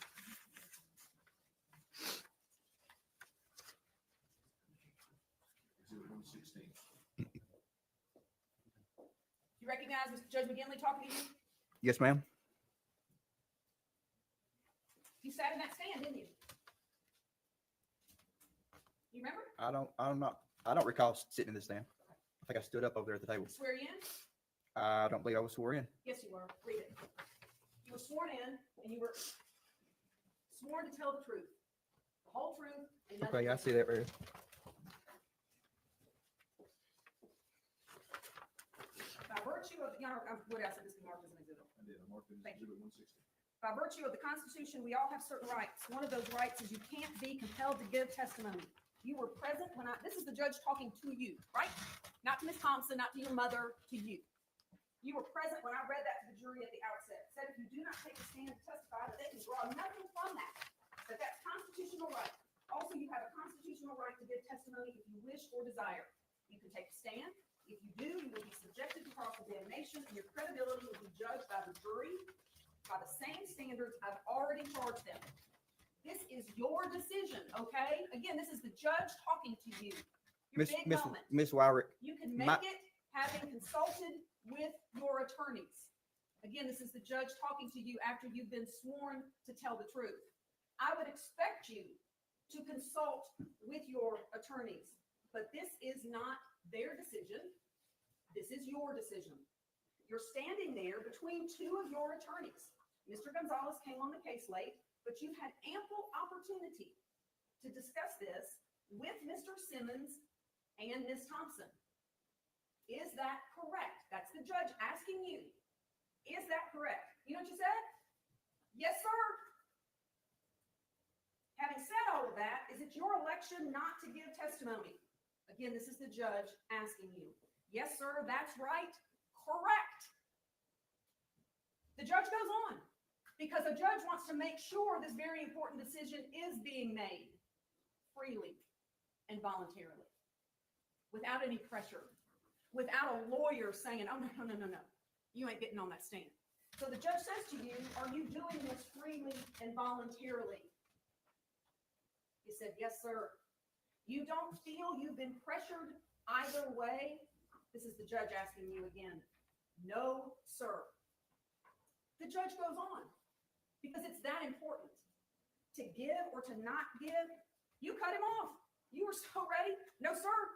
No pressure. No, sir. This is your decision. The judge is asking you again. This is your decision. Yes, sir. All right. Want to address anything further? Here's your open mic moment. Do you want to address anything further? absolutely. No, sir, I do not. And that was the end of it. And then your team began putting on your proof in the trial. What was the defense in your trial? Do you remember? I was innocent. Right. What was the defense? What was the strategy? Who committed the crime? Mr. Britt, There you go. Terry Britt was the strategy. And the defense was built around that, correct? I also want to say my mind was already made up about the testifying before the judge asked me all this. My mind was made up the minute that I promised my mom and my cousin that I wouldn't testify. There was nothing that was going to change that. So you're either lied to Judge McGinley when you were under oath. You didn't tell Judge McGinley anything about your mom and your grandmother pressuring you. So you either lied to Judge McGinley on that day or you're lying to this judge today about it, because that never Well- came out of your mouth, did it? That didn't come out of my mouth, but my Okay. mind was already made up. Okay. My mind was already made up. You never told the judge that though, did you? No, I didn't. Okay. All right. I didn't. There was a lot of things that I didn't realize at my trial, things that I know now. There was a lot of things I was totally unprepared. I had no way to access law books or anything. There's a lot of things I didn't know that I would have did different. There's lots of things. That you would have done differently. Yes. Right. Yes. All right. Absolutely. There was. I would have demanded to go through all the discovery. I would have demanded it. That's one of the key things. What if there's something in there? My lawyer don't know if there's something in there. I mean, that's. Let me ask you this. How many times did Ms. Thompson come to meet with you? I don't recall Miss Wyrick. She came a lot. A She lot. did. She worked hard on this case. Almost 4,000 hours. Do you know that? Almost 4,000 hours of time that she billed the state of Tennessee for, which is probably an underestimate of the time. I would imagine she probably put time into this case that she didn't bill the state for. In addition to that, your family paid her $50,000, right? I believe it was 55. All right. She put a lot of work into this. How many times did she come see you? 10, 20, 30, 40? She came a lot. Give us an idea. 50. 50 times. I would say yes. Judge, Your Honor, just I, speculation. I, He says I he don't doesn't recall. really Like I said, know. I don't recall how many times. I didn't count. I didn't mark it. It's a lot. We know it's a lot. But every time she came, she wouldn't. A lot of times we would just be going through the discovery, going through stuff. I thought you just said you never saw this. I didn't see all of it. Did she ever There's call 4 you? terabytes worth. I didn't see all of it. I'm not sure she looked at all of it. Did she ever call you on the phone? Did you ever call her on the phone? We did. Okay, so you had in-person meetings, you talked over the phone. Every time you had a court setting, you were with her, correct? We did. And Okay. when she did call, when we did talk, we didn't talk. She advised me not to talk about the case on the phone. She was very leery. I remember when I was at Chester County Jail, I remember they would let me call her, but they would carry me to there's a little room in there, the same room when she would come to meet with me. It's the same room they would put me in. And when I told her about that, she said, well, from here on out, don't talk about nothing on the phone. We think this room may be wired or something. Sure. So she Okay. didn't want you talking there. Right. So she came to see you many times. She also sent people to come see you, correct? She did. Mitigation experts that came to see you, right? Remember Lee Norton?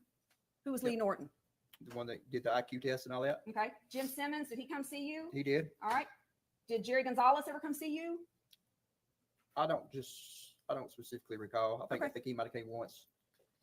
I don't really recall. How many times did the mitigation specialist come see you? I think we met once with Jim Simmons, and then she came back another time and gave me the IQ test. And there was a team of investigators working I on the remember case, two right? investigators. I remember Hey. two. I think there was two. Jim Simmons had a investigative team, and Jennifer had one, but it was like two investigators. They ever come see you? They did. They came with Jennifer and Jim. And so I'm certain, correct, that in these conversations and these meetings, when you met with Ms. Thompson, did she take notes? Was she writing anything down? Was she just on her cell phone? She took some notes. Okay. So in the course of these interactions, did the investigators take down notes? I don't recall. I believe so. Okay. What about Lee Norton? Lee Norton take notes? I don't remember much. I can't really recall Lee Norton. I know we did the IQ thing. That was with the blocks and all that stuff. I thought that was kind of. But it's your testimony today that you told all of these people, I couldn't have done this because I was with Shane ODing on Xanax, right?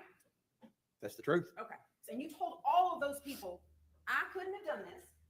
I was with Shane ODing on Xanax when Holly Bobo was abducted, raped, and murdered, right? That's what you told Well, them. Shane and Dylan was with me. Okay. They was with me. Right. So When? I was, and I was, we was, At what time? like you just said, 11 o'clock, we was at the ATM. So that truck that you just showed, that's us pulling the ATM backwards. Right. Okay. But you told all that to Ms. Thompson and to Ms. Norton and to Jim Simmons and to the team of investigators. No, They all no. knew there was Now, no there was- way. Like I just testified to, there was things that I don't remember about that morning. I don't specifically recall going to that ATM until some later on. Okay. Do you remember telling, well, let me ask you this. Do you remember reading or seeing from Ms. Thompson a report from one of the mitigation experts?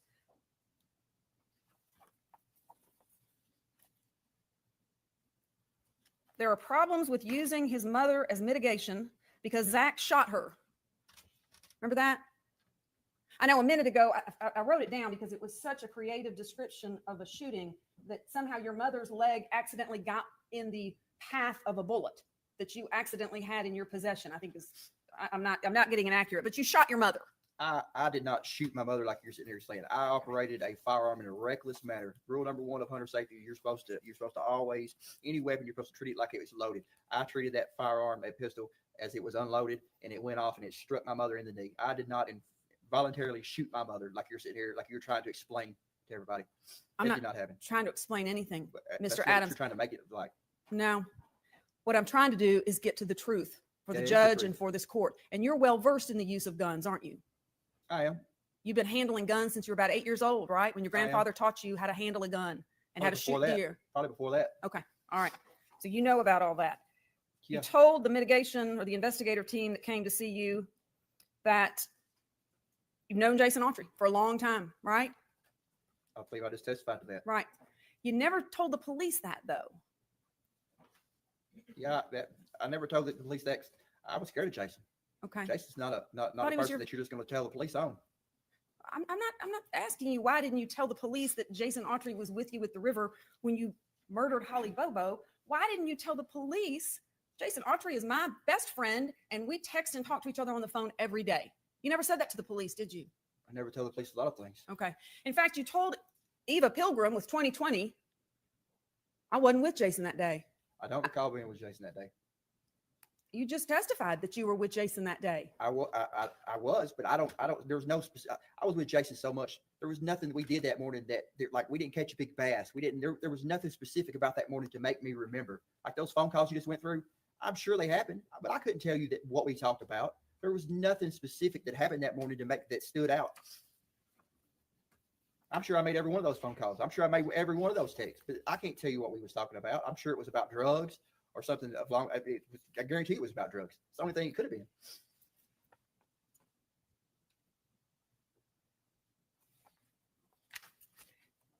Do you remember how many times you told your lawyers, I just want to go to trial? I just want to go to trial. Absolutely. They wanted you to plead I'm guilty. innocent of this. Absolutely. I don't care if death penalty's on the table or not. Absolutely. I'll to my dying breath, I'll be innocent. And that's the truth. In all of these interviews with the investigators, when did you ever tell them I was with Jason Autry that day? Like I just said, I don't recall being with Jason that day.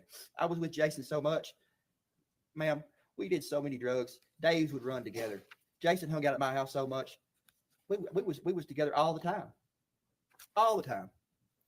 Then My why phone not records, tell the look at police phone that? two or 3 days before April 11th or April 13th, 2011. Look, 2 or 3 days after. We talked all the time. All the time. Then why not tell the police that?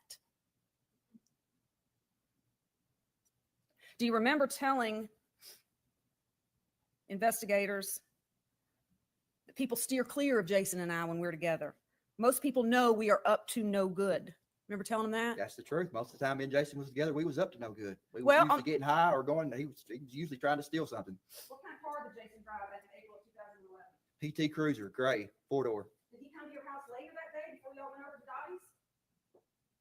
He did like, yeah, he came that day. So you did see him that day, later that I day? did. Okay. All right, y'all went to Dottie's together, and you're both covered in blood, is what your brother and Shane told the police. You both have blood on your clothes.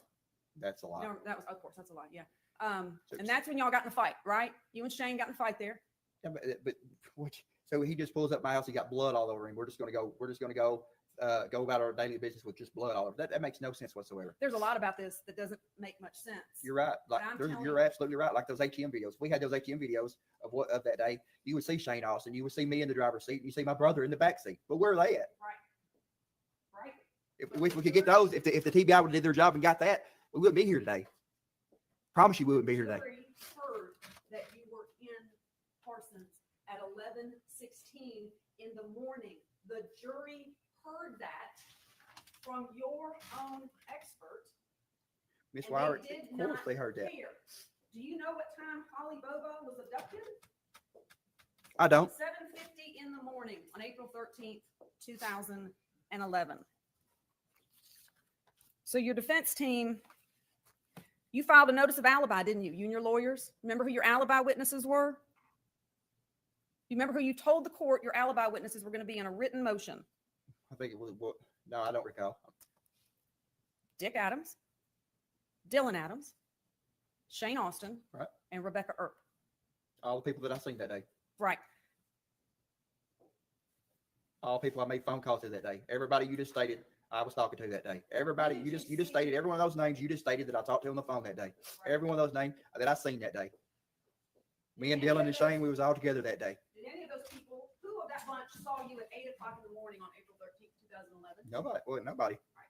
So on April 13th, 2011, much later in the day, after you've gotten into a fight with Shane at Dottie's, your grandfather calls 911. Not once, but twice.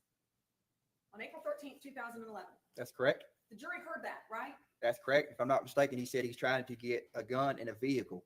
Well, why was I needing a vehicle if I had the white pickup, like you said?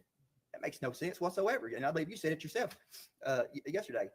If I had access to a vehicle, why was I needing his vehicle? Maybe you were trying to get out of town fast because That's not the truth. It's because I didn't have a vehicle. And murdered Holly Bobo. It's because I didn't have a vehicle. That's why I was trying to get his van.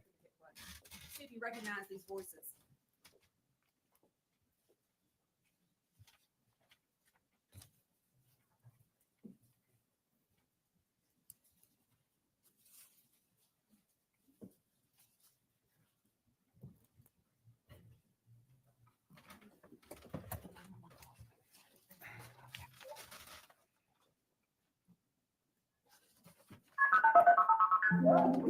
You're too late in hell with me. Is that your grandfather? That's Dick. 911, where's your emergency? Yeah, this is 260 Adams Lane. Zackary's down here raising hell again. Who? Zackary Adams. Causing trouble? Yeah, he's causing trouble. Is this Dick? Yeah, that's it. All right, stay on the line with me. Okay. Did he get any weapons or anything? No, he don't have any weapons now. Did he have? Oh, yeah, he just raised hell with me. Okay. County units, Mindy has been route 260 Adams Lane, 260 Adams Lane. I have a grandson causing problems. Time out 2147. It's just you and him now? Well, his brother's here too. But he's the only one causing problems. Yeah, he's raising hell wanting another am. I'm not gonna let it happen. I'm talking to them 911, so I'm gonna pass every day. You know what I mean? I told you, you raising hell with me, I tried to get you to leave. And you got out of me, how are you? Well, he can't leave now. Was he leaving in? Well, he ain't got no vehicle, there's nowhere to go, he's on drugs or something, I don't know what the hell it is. I can't put up with this. I'll wait, I'll bother you, okay? Well, he said he'd leave, he wouldn't bother. It's just totally up to you. You call me. Well, I mean, if you want him to come, I'm gonna take care of it. I'll let him leave. All right, if you need us, call us back. Okay, I'll call you back. All ready. All right, He ain't got no vehicle. There's That's what another Dick just phone said. call. There's another phone call. Okay, but he just said he ain't got no vehicle. Yeah, I didn't have no vehicle.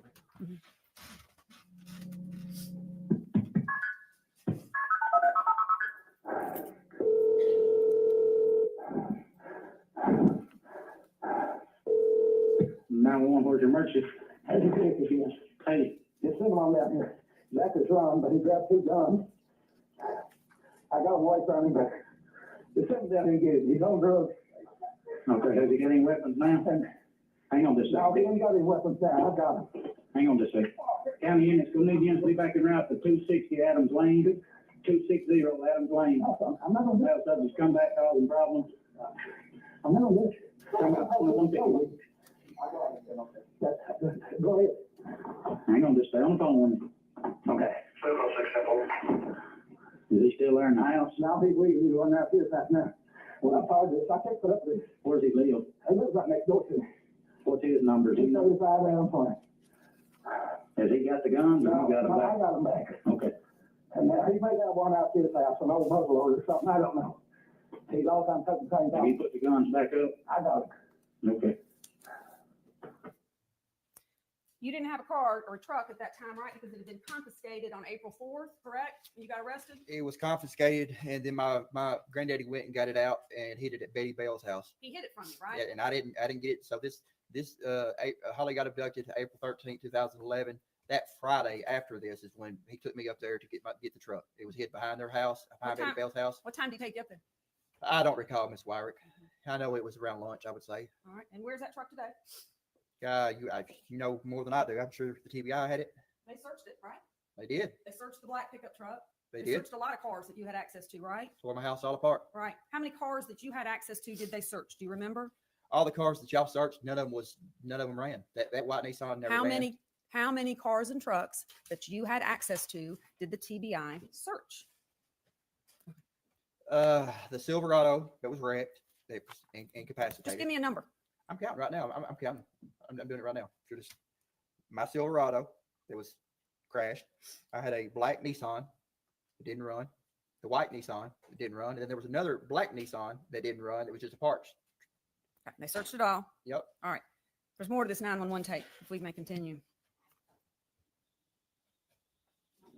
He's run to 235. He's run back to his house at 235.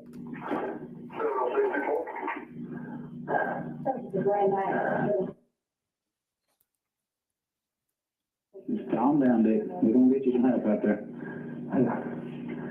They just come in and woke you up? Yeah. He's been let up sleep all day, and I can tell he's messed up on drugs. I called him out too. And you just tell him if he comes back over, okay? Okay.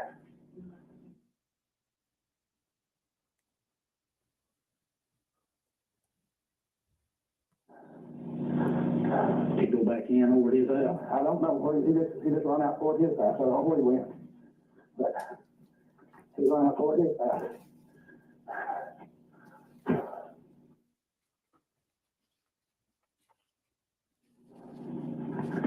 He want you to give him your vehicle? Is that what you said? He want you to give him your vehicle? Yeah, he want my vehicle. So yeah, I just had to go to Lexington and get it.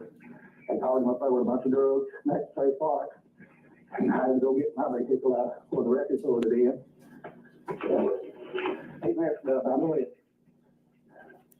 He said he's, location. 2164.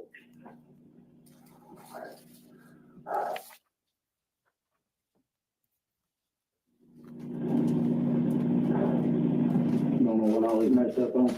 No, I just know he messed up. I mean, he hadn't seen him since he took off. No, he grabbed that couple of guns and I got him away from him. And he run. So he come to my house again, I got him on shoot. Hang on.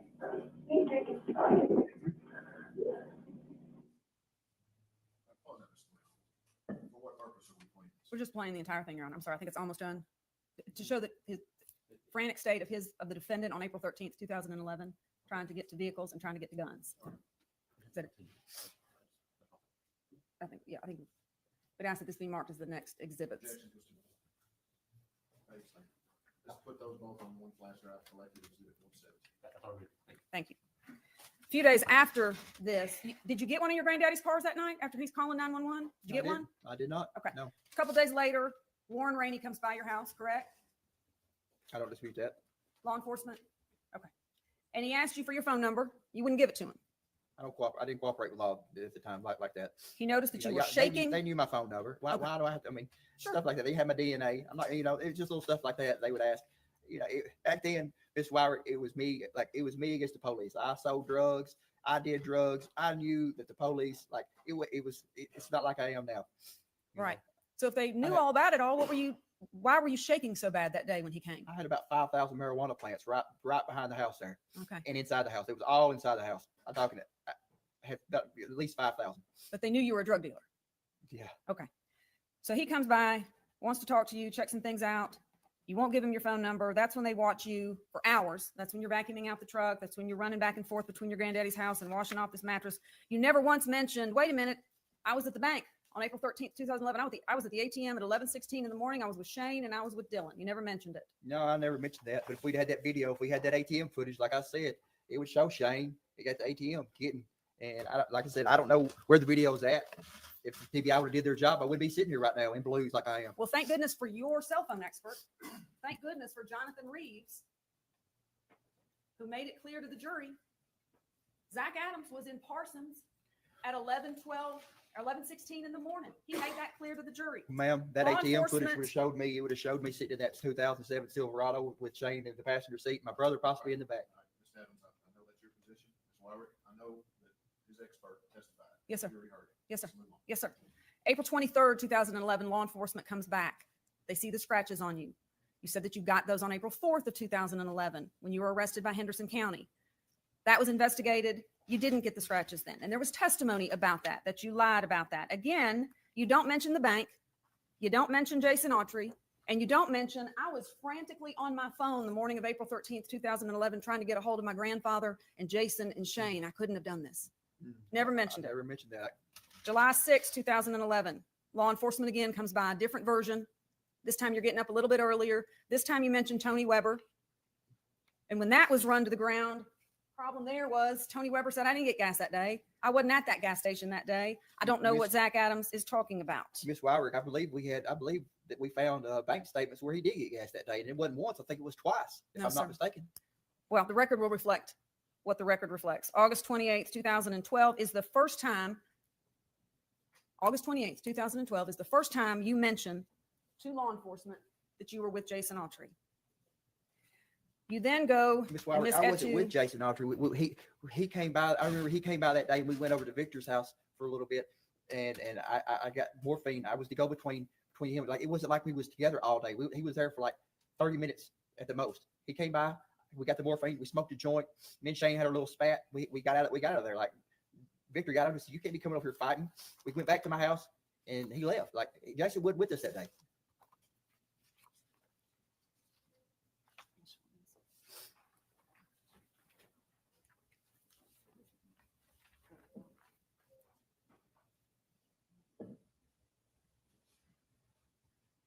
May I approach, Your Honor?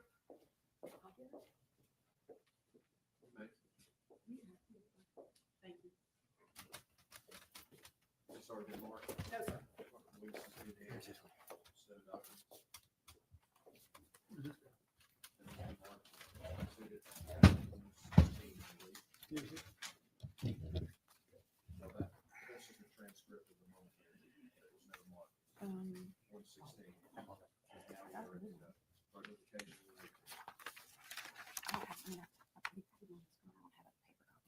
What does it say at the top of that? Original list regarding Zach's stupid mouth, Brian Smith. How many pages is that document? 1, 2, 3, 4. You're not after that 4 page, but Objection, so Mark, you should wait.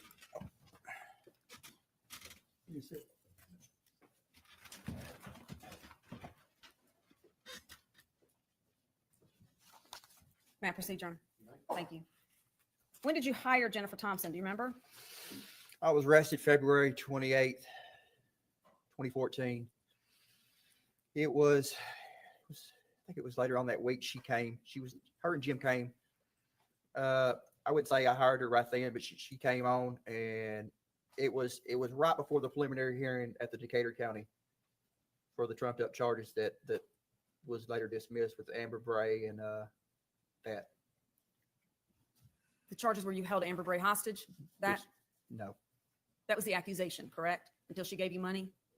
Until what? Until they gave you money? That's false. Okay. That was trumped up. Well, how come y'all didn't prosecute that then?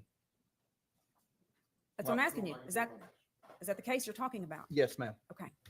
You were also indicted at some point for threatening to kill your brother Dylan Adams, correct?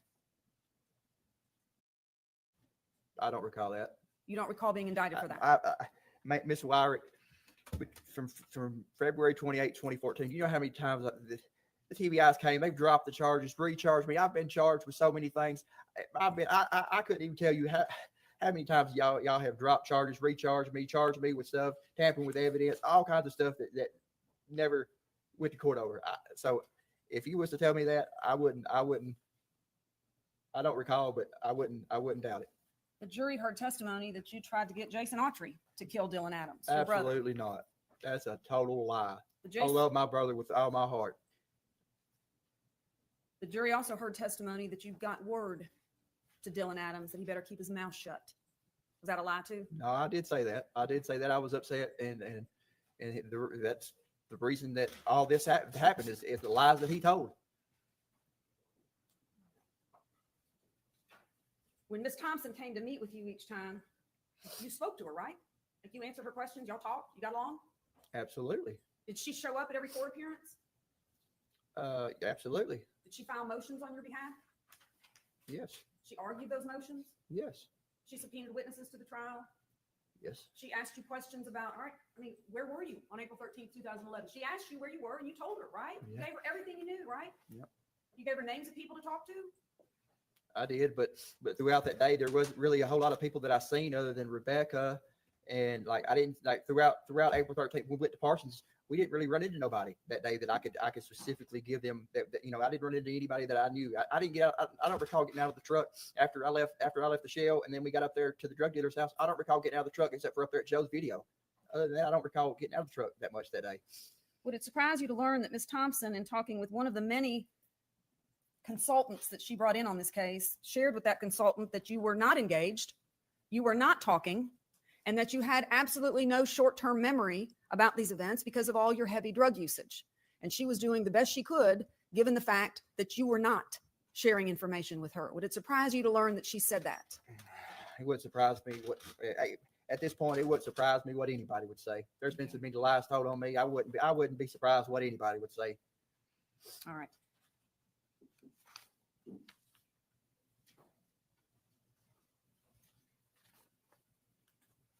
You were convicted by the jury. How long did they deliberate? You remember?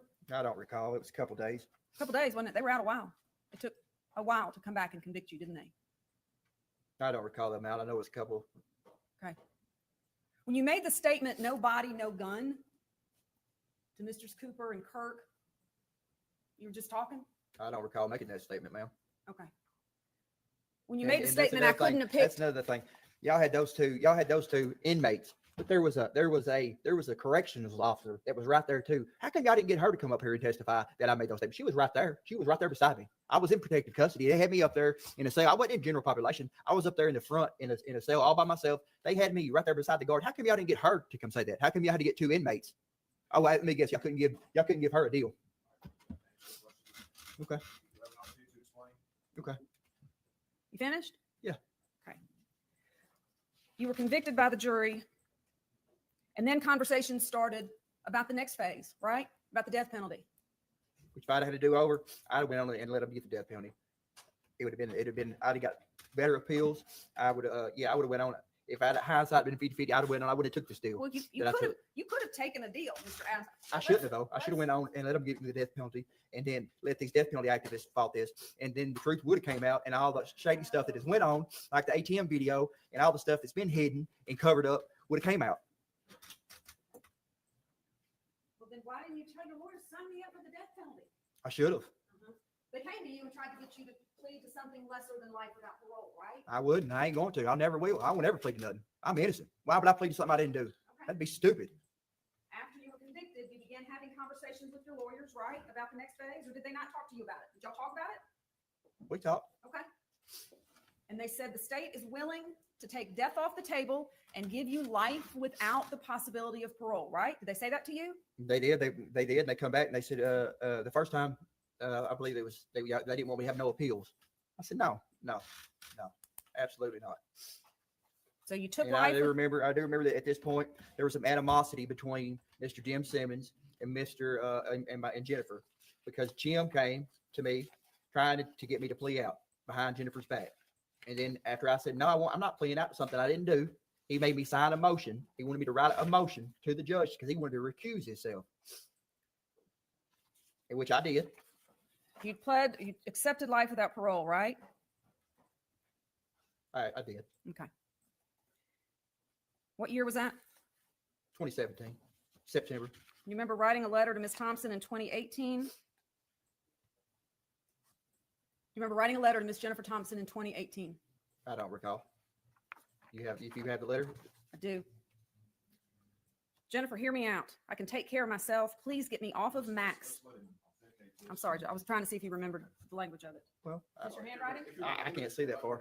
No, I am. Is this your handwriting? I can't see that far. I just passed the witness, Your Honor. Is that your writing? That is. Okay. And I'd ask that that be marked as the next numbered exhibit.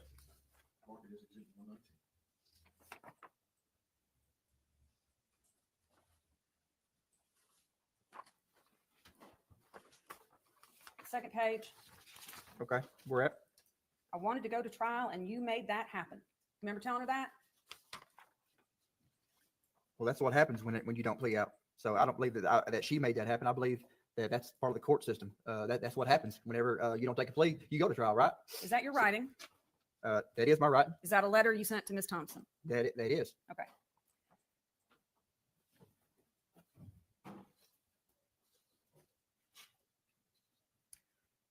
May 22nd of 2024. No, no, sir. Sorry. Thank you.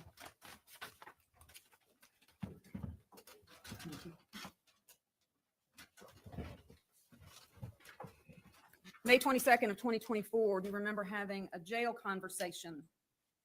What's the date, Ms. Wyrick? May 22nd, 2024. May 22nd, 2024. You're in jail. You're having Who fun. was the phone call to, Ms. Wyrick? Because I make lots of phone calls. Ms. Spirko. Okay. And she was needing instruction and help on burying something. You remember this? I don't recall, Ms. Wyrick. She said she had something she needed to bury. She didn't say what it was. And you told her where to go. You instructed her to go to a piece of property that your family owned. Remember this? Okay. Yeah, I remember. You remember that? Seems like I remember. Seems like I do. Keep going, though. Told her to go to that property and bury something and not to take a cell phone with her. You remember that? Okay. Do you remember that? Seems like I do. Okay. Do you know what it was that she needed to bury? I don't recall. Okay. Do you? Do you know what she needed to bury? I do. Okay. What was it?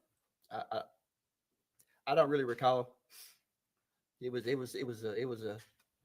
I, I don't really recall the conversation exactly, but it was something to do with the if something happened to me, it was the story so if something happened to me while I was in prison, it was the interview that I gave to her of everything that the truth. That's what it was. Nothing further, Your Honor. Redirect us.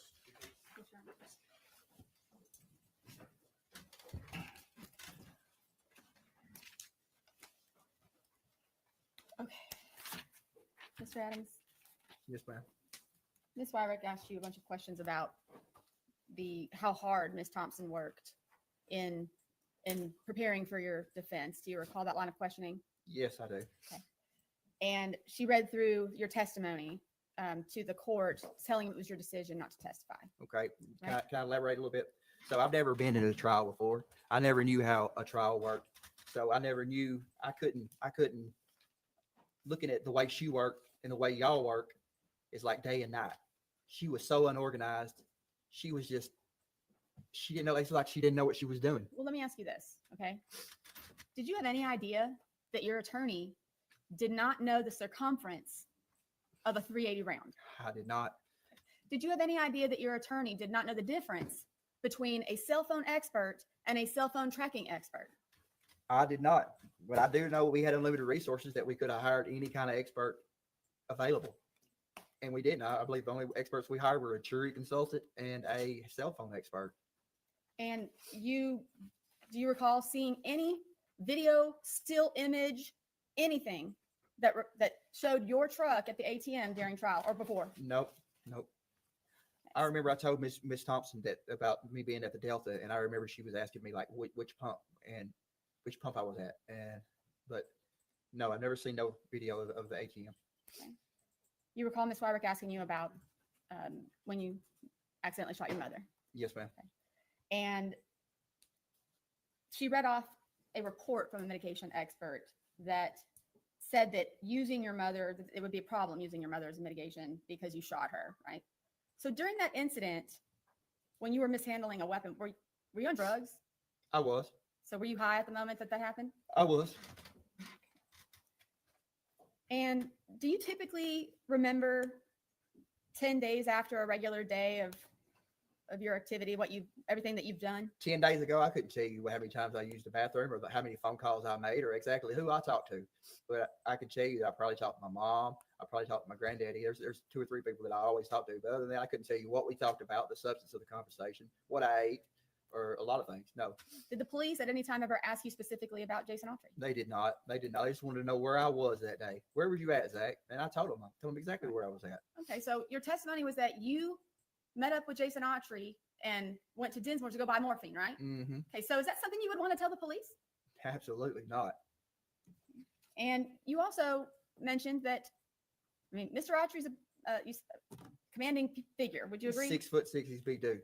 And you said that you didn't want to get on his bad side, right? Absolutely not. So we heard the 911 calls from your grandpa. Yes, ma'am.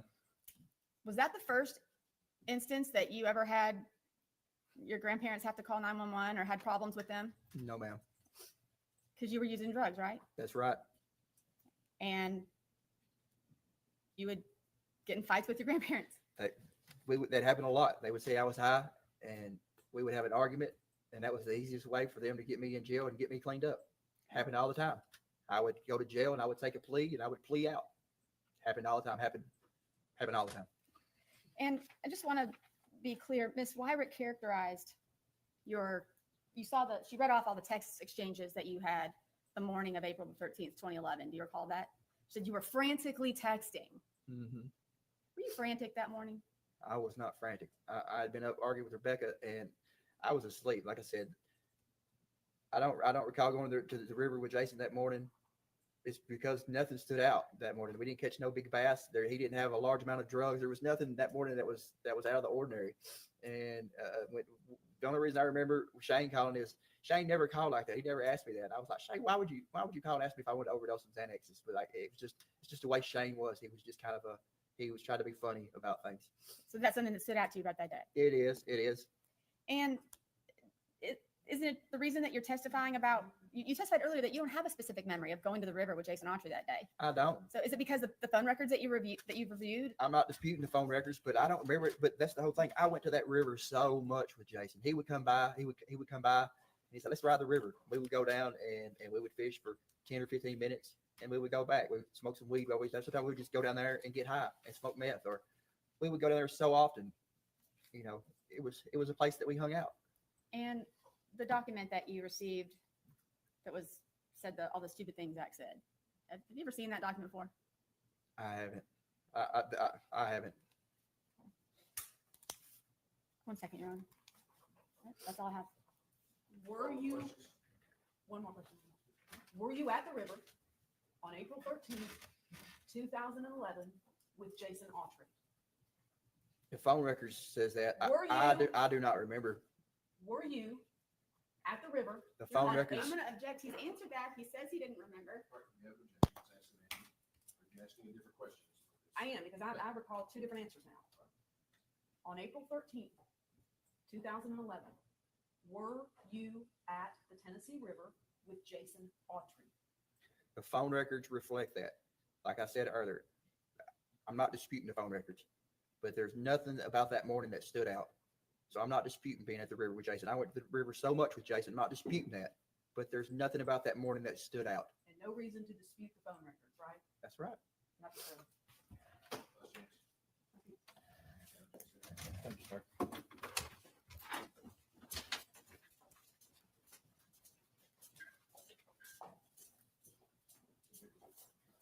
The next witness is here. We're going to take a break. Thank you, Your Honor. We'll try to start right at 11 o'clock. Thank you, Your Honor. All right.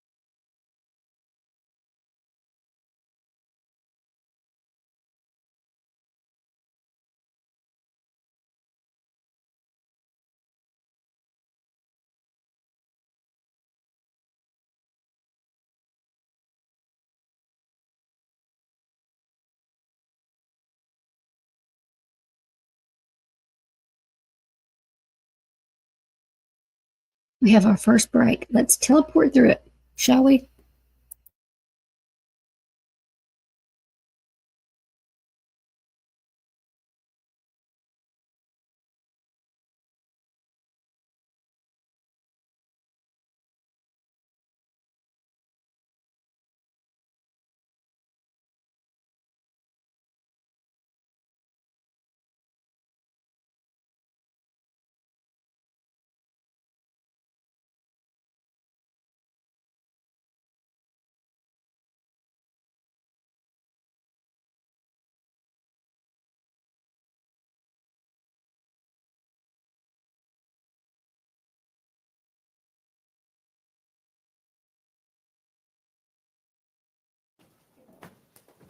Thank you. Be seated.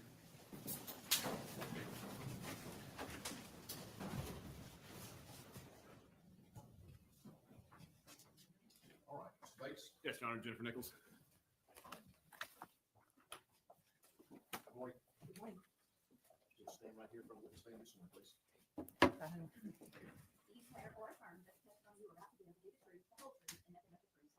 I swear. Please be seated. Come up to the microphone. State your name, please. Spell your last. Jennifer Nichols, Nichols. Ms. Nichols, how many years have you prosecuted?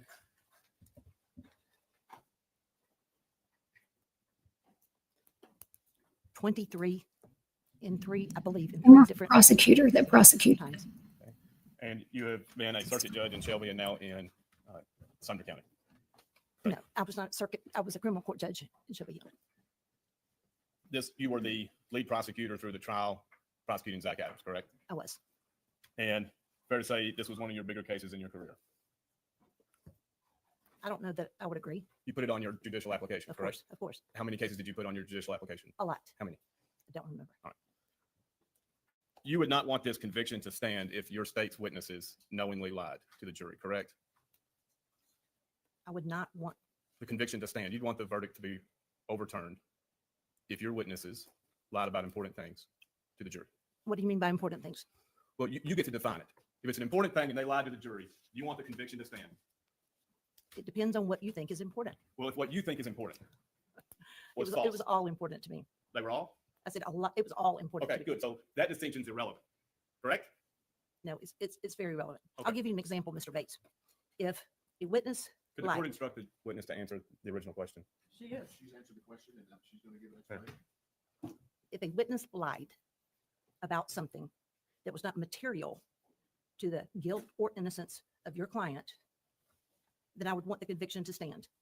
If a witness lied about something that was material to the conviction of your client, then I would not. How much evidence did you present to the jury that was not material to the issue of guilt or innocence? I don't know because I was not on the jury. You never know what they consider to be important.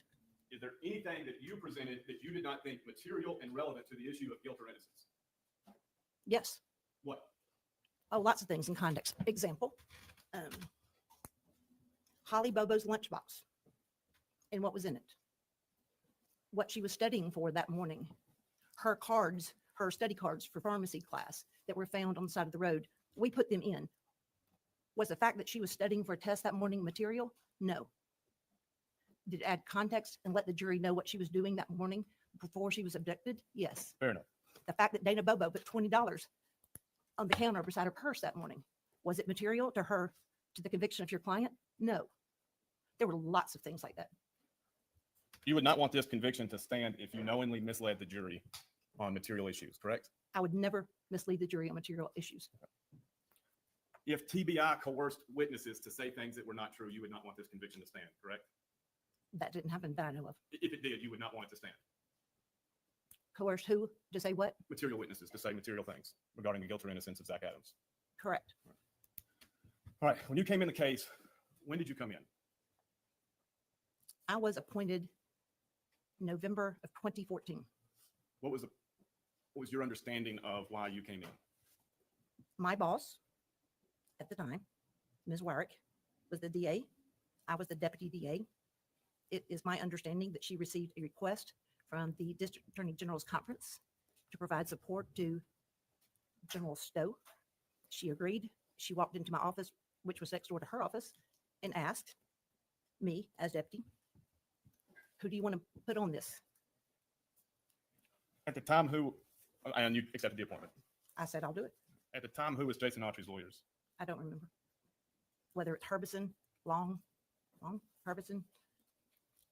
I'm sorry. John Herbison, Fletcher Long. I think they were on it then. All right. And both of them were disbarred. Were they? You remember them coming off the case? I don't remember them coming off the case because they were disbarred. I honestly don't. Okay. I know they came off the case. And did you have any communications with anyone assisting the appointment of Jason Autry, an attorney? Did I have any conversations with anyone Correct. about? The appointment of attorneys. Oh, For of course. My whole team was always interested in who was going to represent any of them. any court staff or liaisons ask you for recommendations? Not that I remember. You came in November 2014. Had the death penalty been requested yet? Requested by You- Mr. Stowe. Correct. I don't know if he had or not. What is my understanding is that he campaigned on the issue that he was going to seek the death penalty for the individuals responsible for Holly's kidnapping and murder.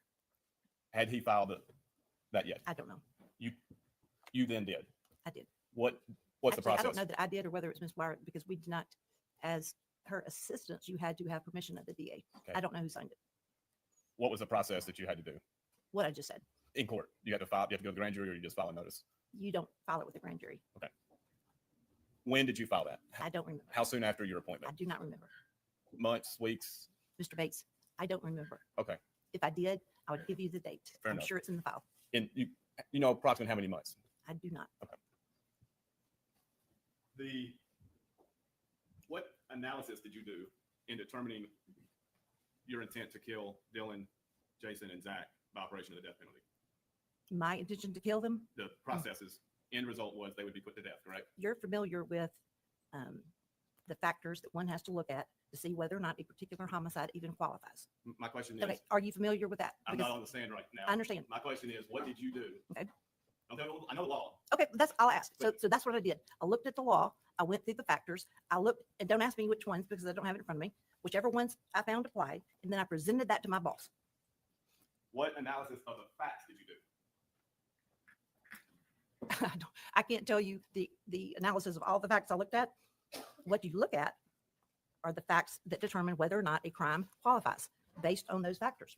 And so to determine whether those factors apply, you would have had to look at the facts of the case relative to each of those factors. Did you, prior to filing the notice, review the September 2014 interview of Dylan Adams by Jeff Jackson and Brent Booth? I don't remember the date that I filed the notice, therefore I can't say for sure. But what I can tell you is I reviewed that interview early on. Okay. What were your impressions of that video? My impressions, Yes, ma'am. I didn't believe him. When did you stop believing, or did you ever believe it? I don't remember. I don't remember what information I had at the time I reviewed his video. I don't remember what I had or what point in time I got that information. What all led you to not believe the video? I believed he sought to minimize his role by claiming he was forced to do certain things and he didn't want it and he didn't know what happened before and didn't know what happened afterwards and just sort of happened upon the events. What's the importance of minimizing your role? Why did that jump out at you? You asked me why I didn't believe him. And I'm telling you what I didn't, that's part of why I didn't believe him. What effect, in your experience, does minimizing your role have in a so-called confession? No, I would never, if it was so-called, it sort of changes everything about how you would analyze it. Are you talking about Dylan Adams? Yes, ma'am. Okay. Let's start here. He admitted to raping. He says he raped her, correct? Correct. He talked about a night of planning the evening before. I believe so. Mr. Bates, it's been 8 or 10 years since I've looked at that. Okay. It's been a long time. If you want me to answer those questions, I would be happy to review it. As it stands, I didn't review it. What do you mean by that? What do you mean? As it stands, Well, I didn't review it. I asked you several times leading up to today, what information do you want from me on the stand? We had this discussion. I didn't know what you wanted. I did not review things. Okay. I don't have access to things. Did you ever believe Dylan Adams' video was going to be used as evidence in this case? Against which defendant? Any? Because initially, Well, all- then it's not one answer. That's 3 different questions. We had 3 different defendants plus another suspect. So did I believe that it would have been used if we had tried Dylan Adams? Maybe, because parts of it he did admit to. Against his brother? No. It would have been inadmissible. Against Jason Autry? No. The co-defendant would have been inadmissible.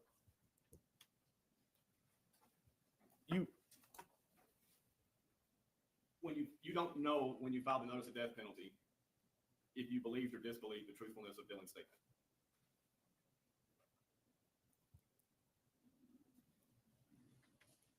I don't know the timing. I do know that I didn't believe Dylan Allen.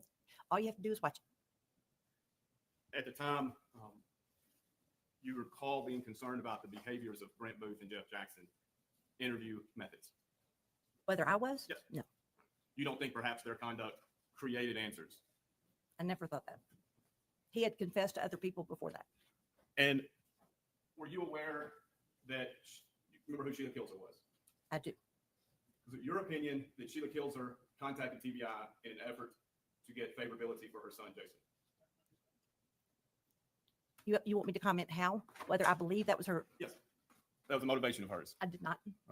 Any reason why TBI would say they did believe that? You'd have to ask TBI and not as a whole. That's an organization. You could ask the individuals, Fair enough.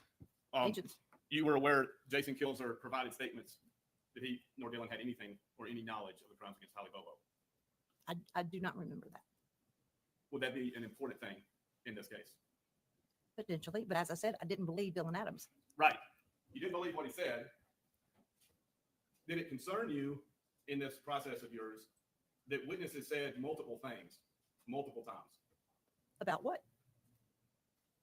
Information regarding the guilt or innocence of Zach Adams. Oh, of course. I was very interested in the 8 or 10 or 12 individuals that said Zach confessed to them. Very interested, always. Even though the statements he made were made to people that didn't have contact with one another, different parts of the state, out of state. Is that what you mean? Tell me about what happened the day of April 13th, 2011. I'm sorry, I couldn't hear you when your back was turned. Do you remember different witnesses testifying to different facts that occurred or didn't occur on April 13th, 2011? Testifying? No. Their discussions with TBI changed over time. I do not remember what individuals said or how necessarily. If you gave me a name in particular, I might can. Victor Dinsmore. Okay. Do you remember his statements changing over time? Yes or no?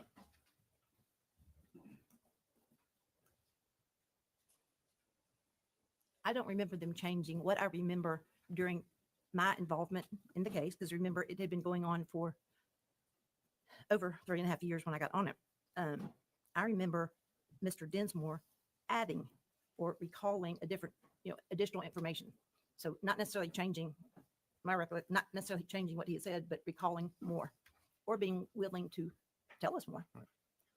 Do you remember listening to Victor Dinsmore and Dennis Benjamin talk about a gun purchased from Shane Austin? No. Are you aware the first gun Victor Dinsmore said, the only gun he says he purchased from Shane Austin, was a .22 long rifle? I'm not aware of that being the only gun that, well, could have been the only one he purchased. Maybe the second one he got from Shane and he traded it maybe for some drugs, if I remember correctly. Do you remember the first gun discussed, Victor Dinsmore had any connection with Shane Austin? No. You don't remember it was a .22 long rifle? No. Did you listen to Victor Dinsmore's recorded conversations with Dennis Benjamin? Not that I recall. Okay. Today. I'm not saying I didn't. I don't remember. Do you remember in the IRs where it was discussed that the possible murder weapon could have been a .22? A rifle? Yes, Mr. Bates, I don't remember. Okay. Are you talking before or after? I'm trying to, before or after Holly's remains were found with a bullet hole through the back of her skull? Because at that point in time, we had information about what would have caused that type of defect. Which is important if somebody's sharing this information with witnesses, isn't it? What information? The size of the defect. Important if you are sharing it with an expert? No, with a potential testifying witness. I guess it depends on who the witness would be. I mean, is somebody that's going to be asked to comment on that? Did you listen to Brent Booth interview Victor Dinsmore in May of 2017? Yes. What weapon did Victor Dinsmore say he got from Shane Austin then? I don't remember. Okay. But I know that I heard that interview. Now, at this time, in May of 2017, you were present when Jason Autry provided a proffer statement that says the vehicle used was a white Nissan, correct? You're referring to a whiteboard behind you. I can't see that if I'm supposed to. So Witness can be past Exhibit 15. I don't have my readers. We need to take a break. Will you get your readers? Is my purse back there? Somebody will retrieve some readers. Please pass over.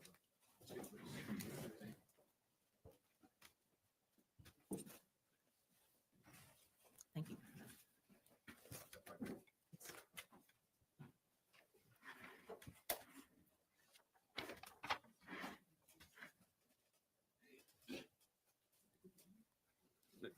Do you recall the proffers with Mr. Autry where you were present? I do. I remember being in the room at the table with Mr. Autry, his lawyers, Mr. Hackerman.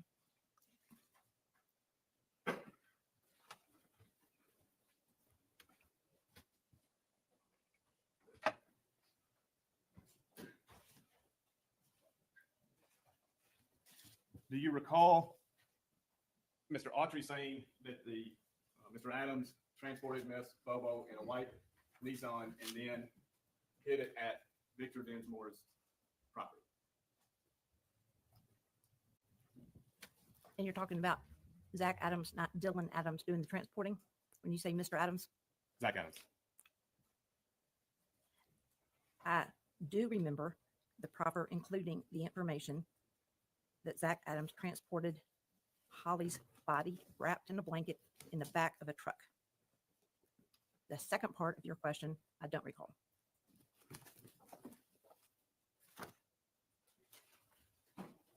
Do you recall that being the topic of conversation between Brent Booth and Victor Dinsmore in May of 2017?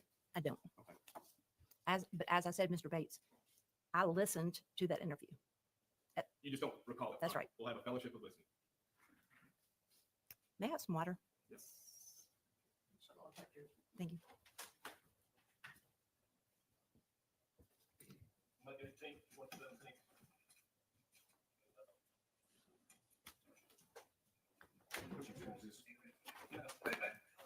Pause it.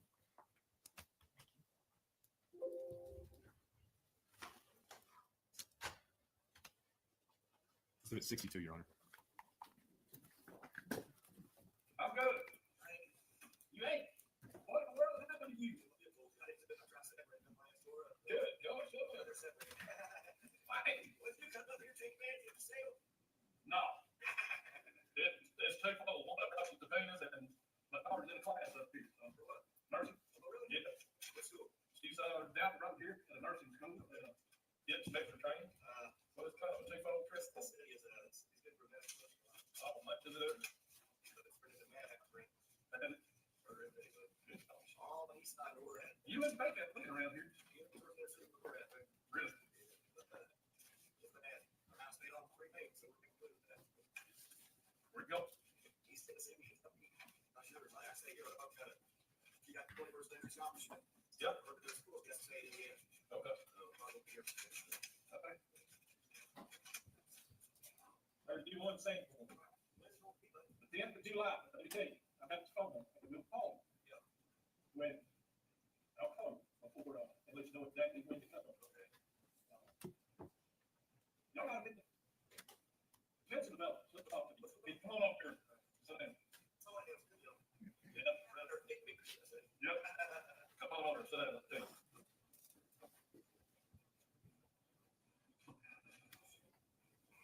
Well, get the front of the back.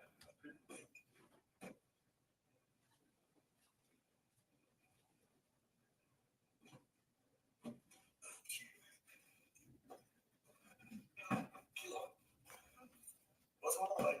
Since we talked, Jason is wrong. I figured you'd go. Yeah. It's a all way. Yeah. And let me tell you what they testified to. Okay. Not if you remember. He says, in the part that involved you when he came over to the club, what's your name? This time. Yeah. That he got the truck, and said, I can drive. He was sitting on the passenger side, he was in the middle, that's right. And Dylan was sitting back there in the back seat. I didn't see Dylan. When they come dogs, they come down, I didn't see Dylan. He said they pulled up, and he was in the garage. Yeah, because I was following the garage, yeah, outside. What's your name? The passenger, yeah, he came out. And he, that guy, I first thing, Dylan, I talked to him about face. Yeah, they started happening. Now I remember what they were saying. They were fighting the group was going to hit that little bitch first when they got that. That's what they were saying. So I told him. He says that, yeah, he said the fight started actually in the driveway down there before they were letting out of the bank. Oh, so they said they got there. They already. No, that would hurt. Yeah. What had happened? And then because they're about to I thought, when I got to know that, I figured I just had an interpretation pretty bad.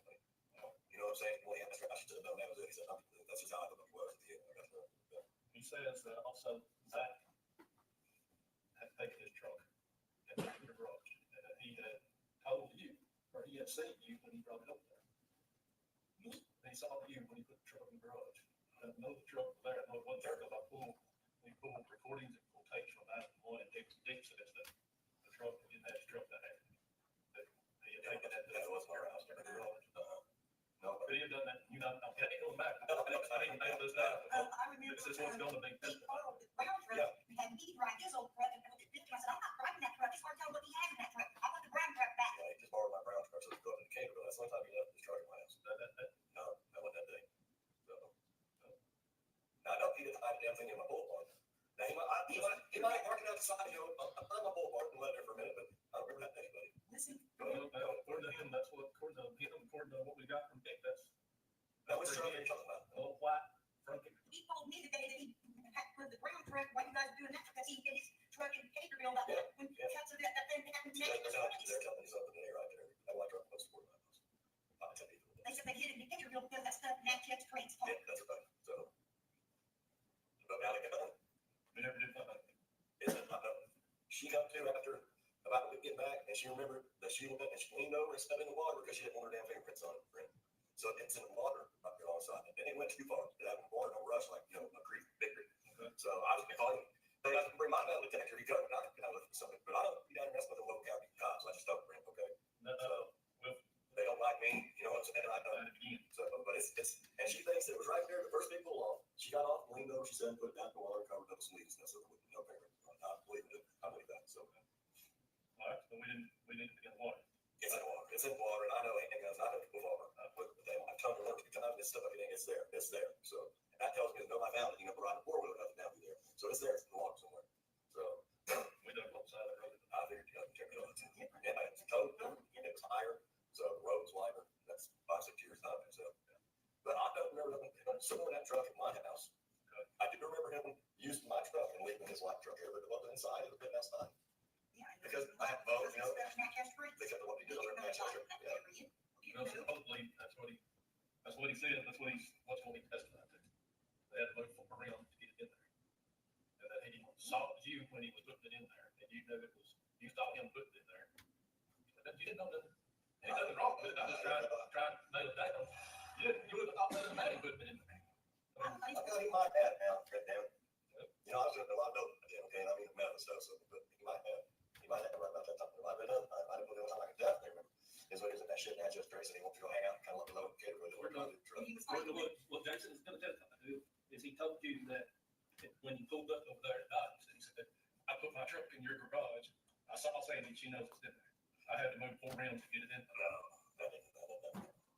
She would have done that. Well, I don't mean.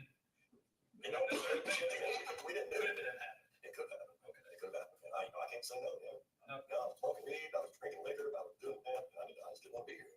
So I can't remember shit. But when I do tell you, I remember. So It helps me. It helps this case. You can't. The more pressure I put on him, the more. Ms. Nichols, if I've jogged your memory about this recording. I would like to say yes, but I don't, without listening to it, I don't remember, what was said. So this is helpful if you want to ask questions about what was in it. All right, we'll be quiet. Yeah. The more y'all can remember, the more it helps push the state case to make it late. That's what I'm saying. Let it sleep. are they chancing to get out? No. I don't know what a damn jury's gonna do, but I gotta know. It's got more details that I can nail down. Better, I think. No, he can. I think maybe he did. Yeah. The same day that you're home? Yeah, so then probably around lunchtime, maybe a little later. I was real sick too. Yeah. So You were in, I'll let you know. Because that's when he can have run my property. You know, I trust him. Well, this real country with like guns and shit like that. But okay, yeah, I could have, yeah. Let's just it did. let's say that. I'm starting to think now. I read the boat because that's what I went to look that one. God, that's what we can interpret. But what's in there? I got picture. I was there. Yeah, but what I got him, I have. So where was it when they hit the doctor? They already killed her.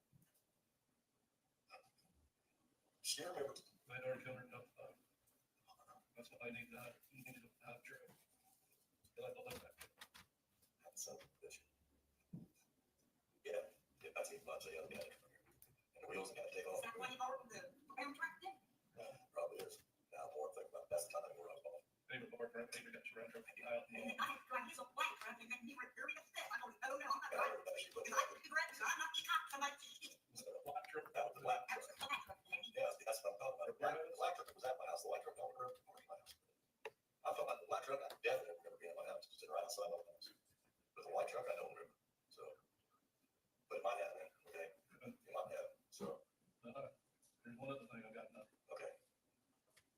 and you got that better than me, and you don't know if you're not a truck. Or nothing. Oh, the rest I help. I gotta ask you one more question. I'm not gonna lie. I gotta know. Were they giving you more money from you? At first, yeah, there were some bills. So, yeah. Yeah. Did they get some of that money from Knox when they came over there? No. Sure. That's what's gonna be testified to. But that's fine. Audrey said that he didn't get it from you because you didn't trust him. But he gave his money to Zach, because Zach bought more thing from you that afternoon. I have a nearby buddy that has morphine, and I would get along for cheap. My son, back over the money, you know what I'm saying? They might have cut some. I know they want smoking donuts. You can still bring me from Yeah, but he had bottles. I might have some for you on that. That's right. Yeah, if I was sick, yeah, they could help. You know, they come up. I know for sure what they're doing. Yeah, Shane said he was trading guns. I think he did his thing. Did he trade you that gun? He might have. I got a couple of others. But that's something that Yeah. Yeah, because I got 2 or 3 guns. I'm not going. I saw my bulls and 22s and probably pistols. So, yeah. Yeah, I was pretty fucked up, but I do remember a lot of people going on. So, and that's wow. Yeah. nothing to say. Did you say right after the holiday, when everybody still looking for a second officer to get out, he told me that we had the gate, Yeah, lock gate. and he told me put lock in your gate. That night, they were kind of trying to get her. Our buddy got in that truck wreck. He got he was one of them.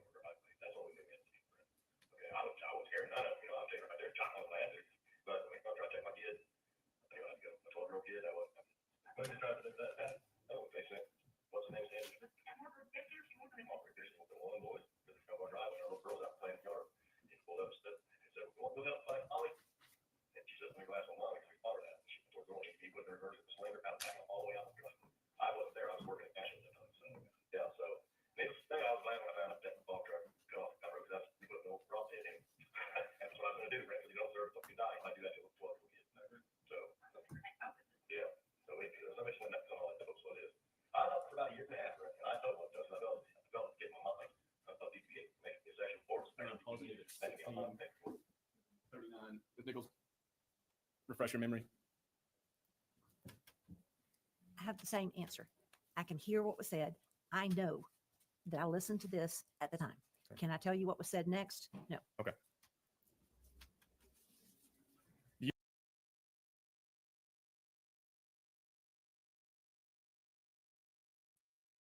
If anybody has any questions, please feel free to put them in the chat. I appreciate you all being here today. Thank you. So we can get this finished. Thank you. Do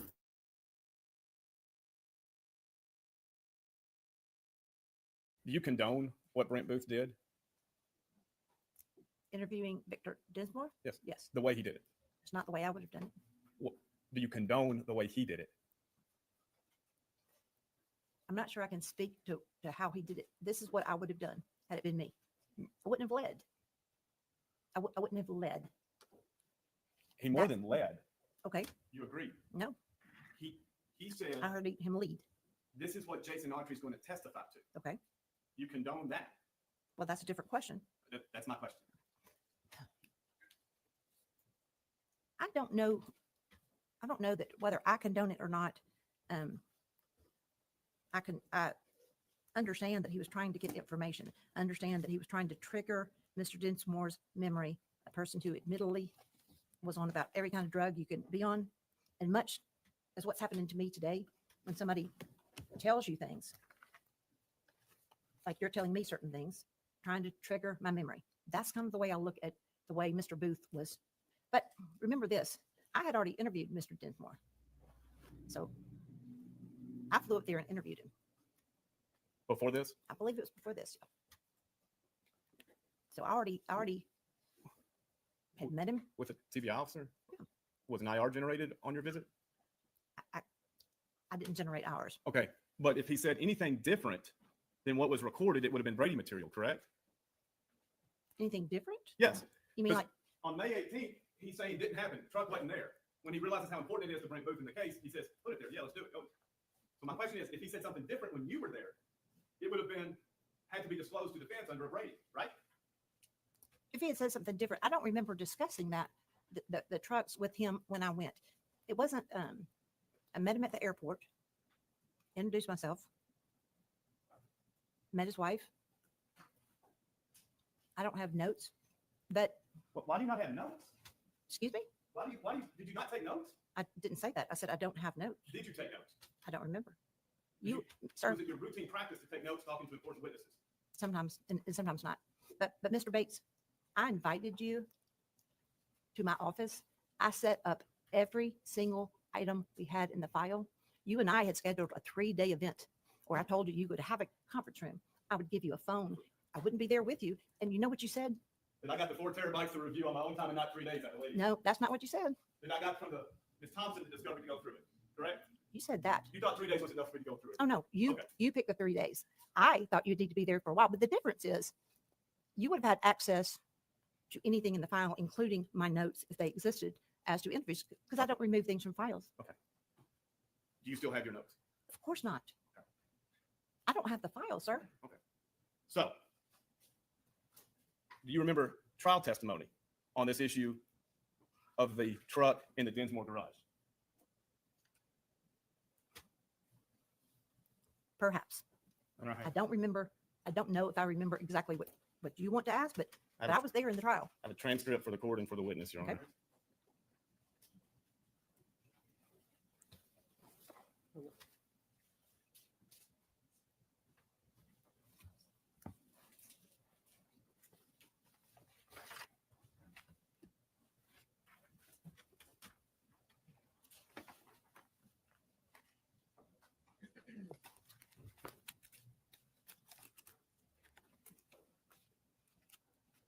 You go to page 1505.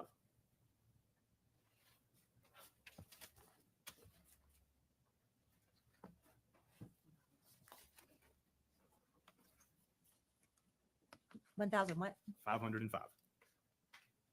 My.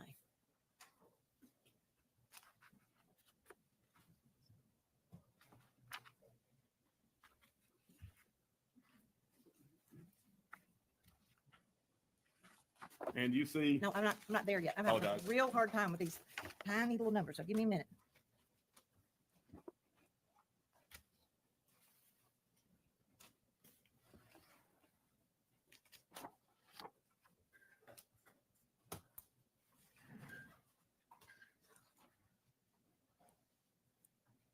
Mr. Bates, can you come up here, please, sir, if the court lets me. and help me find the page? Because I cannot read these little numbers. Yes. I can't read them. All right. I think I'm in the one by.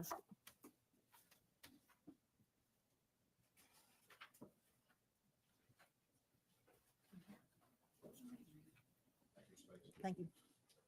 Sir, 1505, and you see, Okay. you are tell me, sir, which square on these two pages? Left Bottom. page, right page? the bottom left. All right, bottom Yes. on the left page. Yes, ma'am. Okay, I got it. First question, line 2. You're asking Victor Dinsmore, do you remember getting a morphine pill or Zach buying a morphine pill or Shane buying one for Autry while they were there? No, not there. This fight, how much of a fight was it? Jumping around, basically, swung at each other a couple times. I think Zach hit Shane, about black as eye. That's about all there was. And I went out, told them they couldn't do it. They had to go. So you said that they pulled up in Zach's, no, Dylan's truck. Answer, Dylan's Chevy. What color was that truck? Black. And while they're on the property, did Zach make statements to you about speaking to your wife or going to your wife's house and putting a car in the shop? No. Question, he did not say anything? No. When you asked that question, did you expect the answer to be yes? I have no idea what I expected the answer to be. You had Jason Autry's proffer that said the truck was hit there, right? I do not recall everything about the proffer. I can tell you the things that stood out from the proffer. It's not my habit, never has been, to take notes during a proffer. What you just said earlier, that sometimes you do take notes, sometimes you don't. Right. Which is it? You take notes or you don't?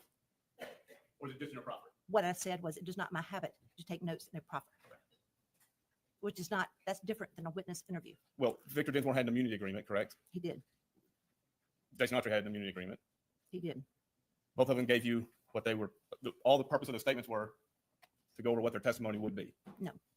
The purpose of the statements was to tell us the truth. Oh. And whether or not it became testimony or not wasn't decided at that point. Do you want me to keep the book? Yes, ma'am. He continued on line 20. You continued line 24 at any time. Did he tell you that? Answer, no. Next page, bottom right quadrant. Has he ever hidden a truck in your twice? Did he ever hide his Nissan? Yes, that was a very short time. Question, but you don't recall him mentioning it there on the property? Answer, no, I don't remember him saying anything there. I was trying to get them out of there before Mr. and Miss Doug or Dottie showed up. You recall, of course, being interviewed by law enforcement several times after this happened, correct? Correct. And in that statement, just a minute, in that statement, if you told, and there's several objections,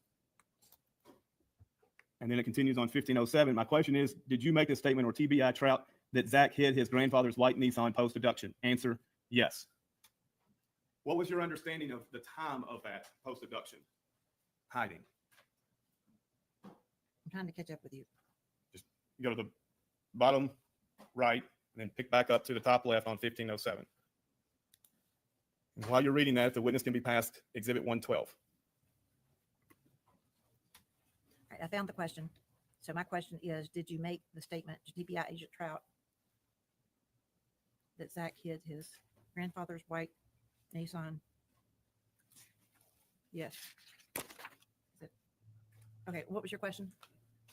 You remember, in your opinion, that Mr. Dinsmore told Agent Trout the white truck was hidden at Mr. Dinsmore's property. Is that your understanding? I do not remember the interview. I'm reading what the testimony. I have no reason to believe that this is not the testimony. So I don't independently remember anything about an interview with Agent Trout. I'm sorry. There were 250,000 pages, and I don't know how many interviews. I don't remember all of them.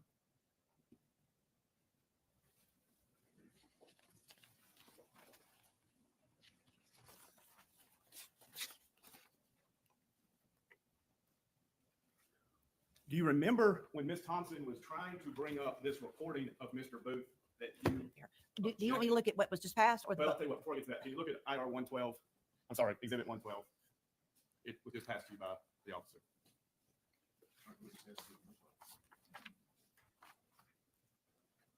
do you want me to read it? So, If you can, please. Okay. You...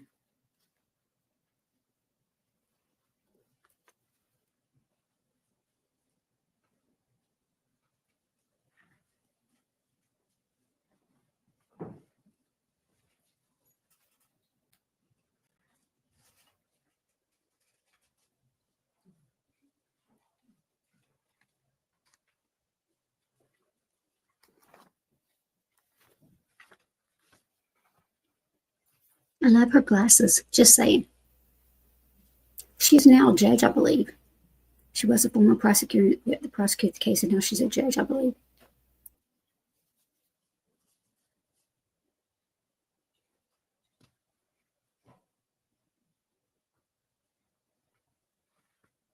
If you can turn your attention to the last paragraph, the bottom of page 2.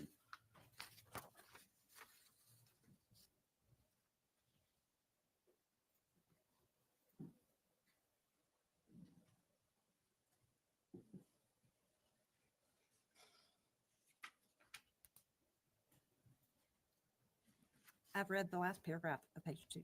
And nowhere in this statement does it say that Victor hid the truck, I'm sorry, that Zach hid any truck at Victor Dinsmore's house or property. Correct? That's correct.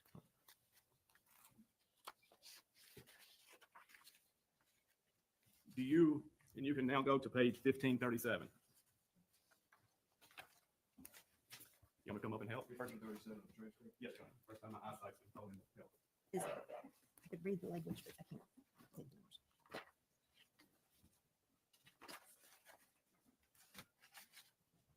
This is 1537. Okay, we'll go this way, this way, this way. All right. At the trial, did you think the recorded conversation with Brent Booth and Victor Dinsmore was damaging to the prosecution? At the trial? Yes, ma'am. Did I think that? Was it played? It wasn't. But did you think it was damaging if it would have been? Not particularly, Okay. Then why did you object repeatedly to it coming up? because the witness was on the stand. Unless there is, the witness was there. The witness is there to ask himself. we didn't go back and play all of these recorded statements and introduce all the written statements at trial. Bottom of page 1542, middle page, the far right bottom. Got it? Question, when did you and your wife talk about the fact that the white Nissan truck was parked in your shop? Answer, before Brent came up. Question, before Brent? Answer, yeah. Now, as we're sitting there, we've listened to Victor Dinsmore and Brent Booth, and now we've read the transcript. You admit Victor Dinsmore lied when he said he remembered it before. No, I can't. Which trip is you talking about before Brent came up? Brent was there several times. This is the last time he's up. May 18th and May 19th, 2017. From 1536, the discussion comes up. You met him in a parking lot, the sporting goods store. Yes. You actually got in his car. Your wife got in the car. You were talking to him. Yes. So at that point, this special agent Brent Booth with TBI, isn't it? Yes. At that point, he proceeded to tell you what? General Nichols, Your Honor, I'm going to object what Brent Booth proceeded to tell. Ms. Thompson said, I'm not going to say what he said. I'm going to just, you said, she literally just said at the same time Brent Booth proceeded to tell you. If there's a question, the court said, all right, make your question be aware of the hearsay objection. So we're talking about the sporting goods store parking lot. Is that where they met The first time on May 18th. the first time? Of the May visits. The May night, the next day was in the house. Okay. The question was, You asked me if I thought if he was lying. I don't know. well, I mean, isn't that your job? You had Victor Dinsmore under subpoena, correct? We did. All right. I don't know. I honestly am confused by jumping around from Trouts to trial testimony to you having me listen to a recorded conversation. I don't know when he said what. Ms. So I'm Nichols, you sorry. don't have to worry about being confused. The court's going to make No. decisions. No, My I do have to. question is- I do have to worry about being All right. confused. My question is, Mr. Dinsmore said, before Brent Booth came up, the May 18th, 2017, I remembered the white truck being hit at my place. You would agree with me that is inconsistent with the recording of May 18th, 2017, where Mr. Dinsmore says repeatedly, it didn't happen. It didn't happen. And only when Brent Booth says how important it is to the case Okay. does Mr. Dinsmore change his tune. Okay.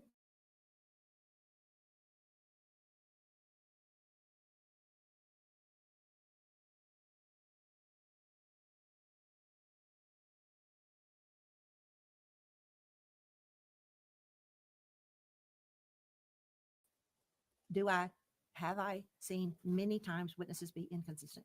Yes. Of those times, how many times? If she could finish her answer, Your Honor. This witness, it should be clear to all that have heard that recording. He remembers more. He'll say no, and somebody will confront him with something, and he'll go back and say maybe. And I'll give you an example: the drugs. He's a felon. He's not wanting to admit that he sold or traded drugs. He did, and when confronted, he's like, okay, maybe. I mean, this is his lifestyle of drugs and running with people like Zack Adams. I would be shocked if there were not inconsistencies. On truth. Now, you're familiar with the jury instruction that says just because there are inconsistencies, it doesn't necessarily mean somebody's lying. Of the inconsistencies you've presented in your past, how many times are they a reflection of the TBI officer saying, it helped me and it helped this case? If we can get this little detail tied down. Or was this the first ever? Well, I didn't hear Mr. Booth say that. If we can just get this little detail tied in. I don't remember another case that I had with TBI where. Let me pause you so we can make sure I'm not misleading. Let's go to minute 10 of this recording with Mr. Booth and turn the volume up, please.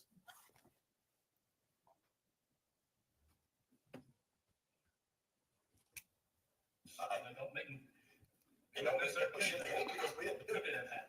Okay. I can't say no, never. I was smoking weed, I was drinking liquor, I was doing that, I was getting a beer. I can't remember for shit, but when I do tell them, I remember. So It helps me, it helps this case. It can. Awesome. The more pressure I put up, All right, clear on that. Agent Booth says it helps me. I heard him. It helps this case. If he could nail this down. Now, how many times have you had a TBI or law enforcement officer change what would be an inconsistency in their testimony to make it consistent with two witnesses in your career? I have no idea. That many. I didn't say it was a lot or a few. I said, Take your time. It's important. How many? I said, I have no idea. Does it concern you that what you presented to the jury was the result of TBI telling witnesses what would help get a conviction? You and I listened to that differently. Tell me how you listen to it. I listened to it as Brent Booth, having just apparently, because I used the words rolled, Autry rolled, I think, towards the beginning of this audio.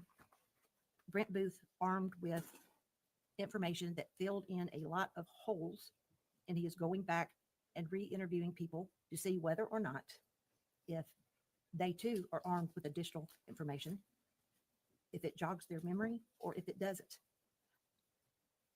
I know him. I mean, Brent Booth wanted to get at the truth.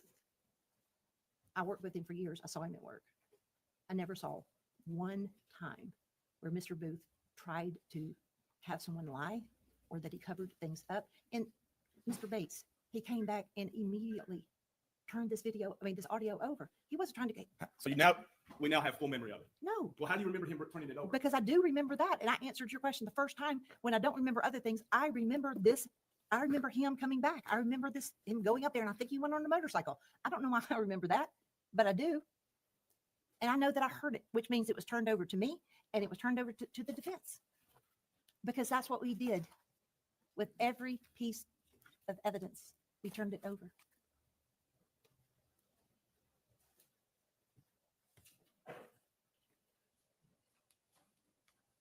You admit getting this white truck hidden was a central part of the case. Do you want me to look at this? You're pointing at the whiteboard. Am I supposed to look I'm pointing at at the whiteboard because it helps me. You can if you want.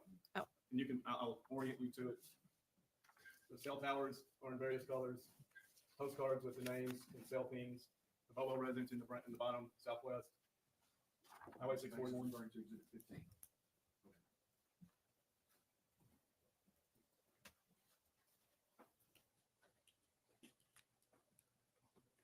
Do you remember the need to corroborate Jason Autry's testimony that the white truck was hidden? Do I remember the need? That characterization isn't in play with Okay. what I felt like in trying to build this case. Then why send Brent Booth up to Indianapolis if it wasn't important? I didn't send him up there. Who did? I don't know. Ask him. I didn't send him up there. I didn't TBI. Go here, go here. They helped me. They took me places. I think he was going up there anyway. Did he Is talk what with he you? said. He said something about his daughter, class. I heard that in the. Did he talk with you in between the May 18th and May 19th? I have no idea. Do you remember saying, we need to clean this up? No. Do you remember saying, or anyone on the prosecution saying, it seems like you might have put words in his mouth? I do not remember saying that. I don't know whether someone else said it. If I had the discussion with him, it wouldn't surprise me that somebody thought that. I said he led, and that's basically the same thing. He wasn't asking open-ended questions. As you reflect back on this case, do you acknowledge witnesses were interviewed until they provided what the state was satisfied with as quote unquote the truth? And then there were no other interviews afterwards? Do I acknowledge they were interviewed by me or by TBI? Are you talking about during the course of the investigation or when I got on it, I was doing trial prep? Let me ask you It's this. very different. When TBI interviewed, both before and after your case, you went through important witnesses' statements through IRs, correct? I did my best to read as many IRs as I could. And you're aware, like Jason Kilzer gave one statement, a year later he gives another when he's incarcerated. I don't remember today. I would have been aware at the time. Victor Dinsmore gave multiple statements. Correct? I know I talked to him. It wasn't giving a statement. I was just interviewing. I know that what we played today is one.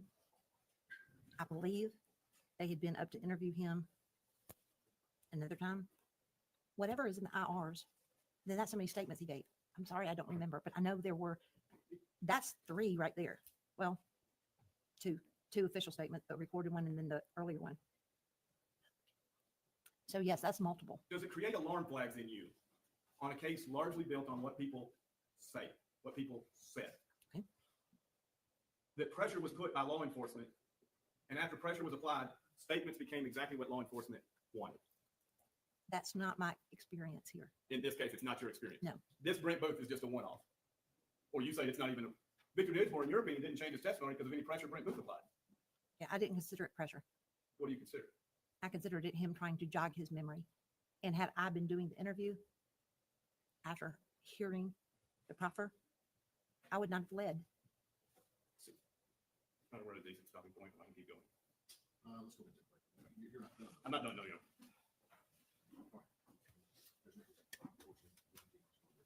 After what? Can I eat with, can I eat with my daughter? Sure. But Recess. Take a full hour. No, almost an hour. We come back at 1:50. Let's say 1:20.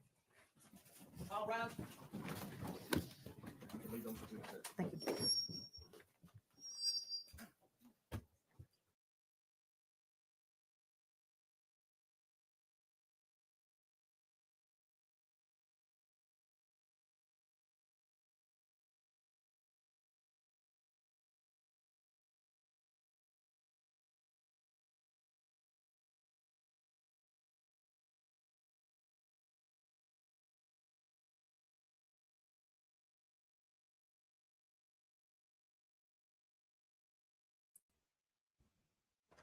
Thank every one of you for joining me. I really do appreciate it. I will see you back tomorrow. I'm sure we'll have another day of the hearing. Thank you. Please hit the like on the way out and like and subscribe. I appreciate you all. And you all have a good evening, and we will see you again.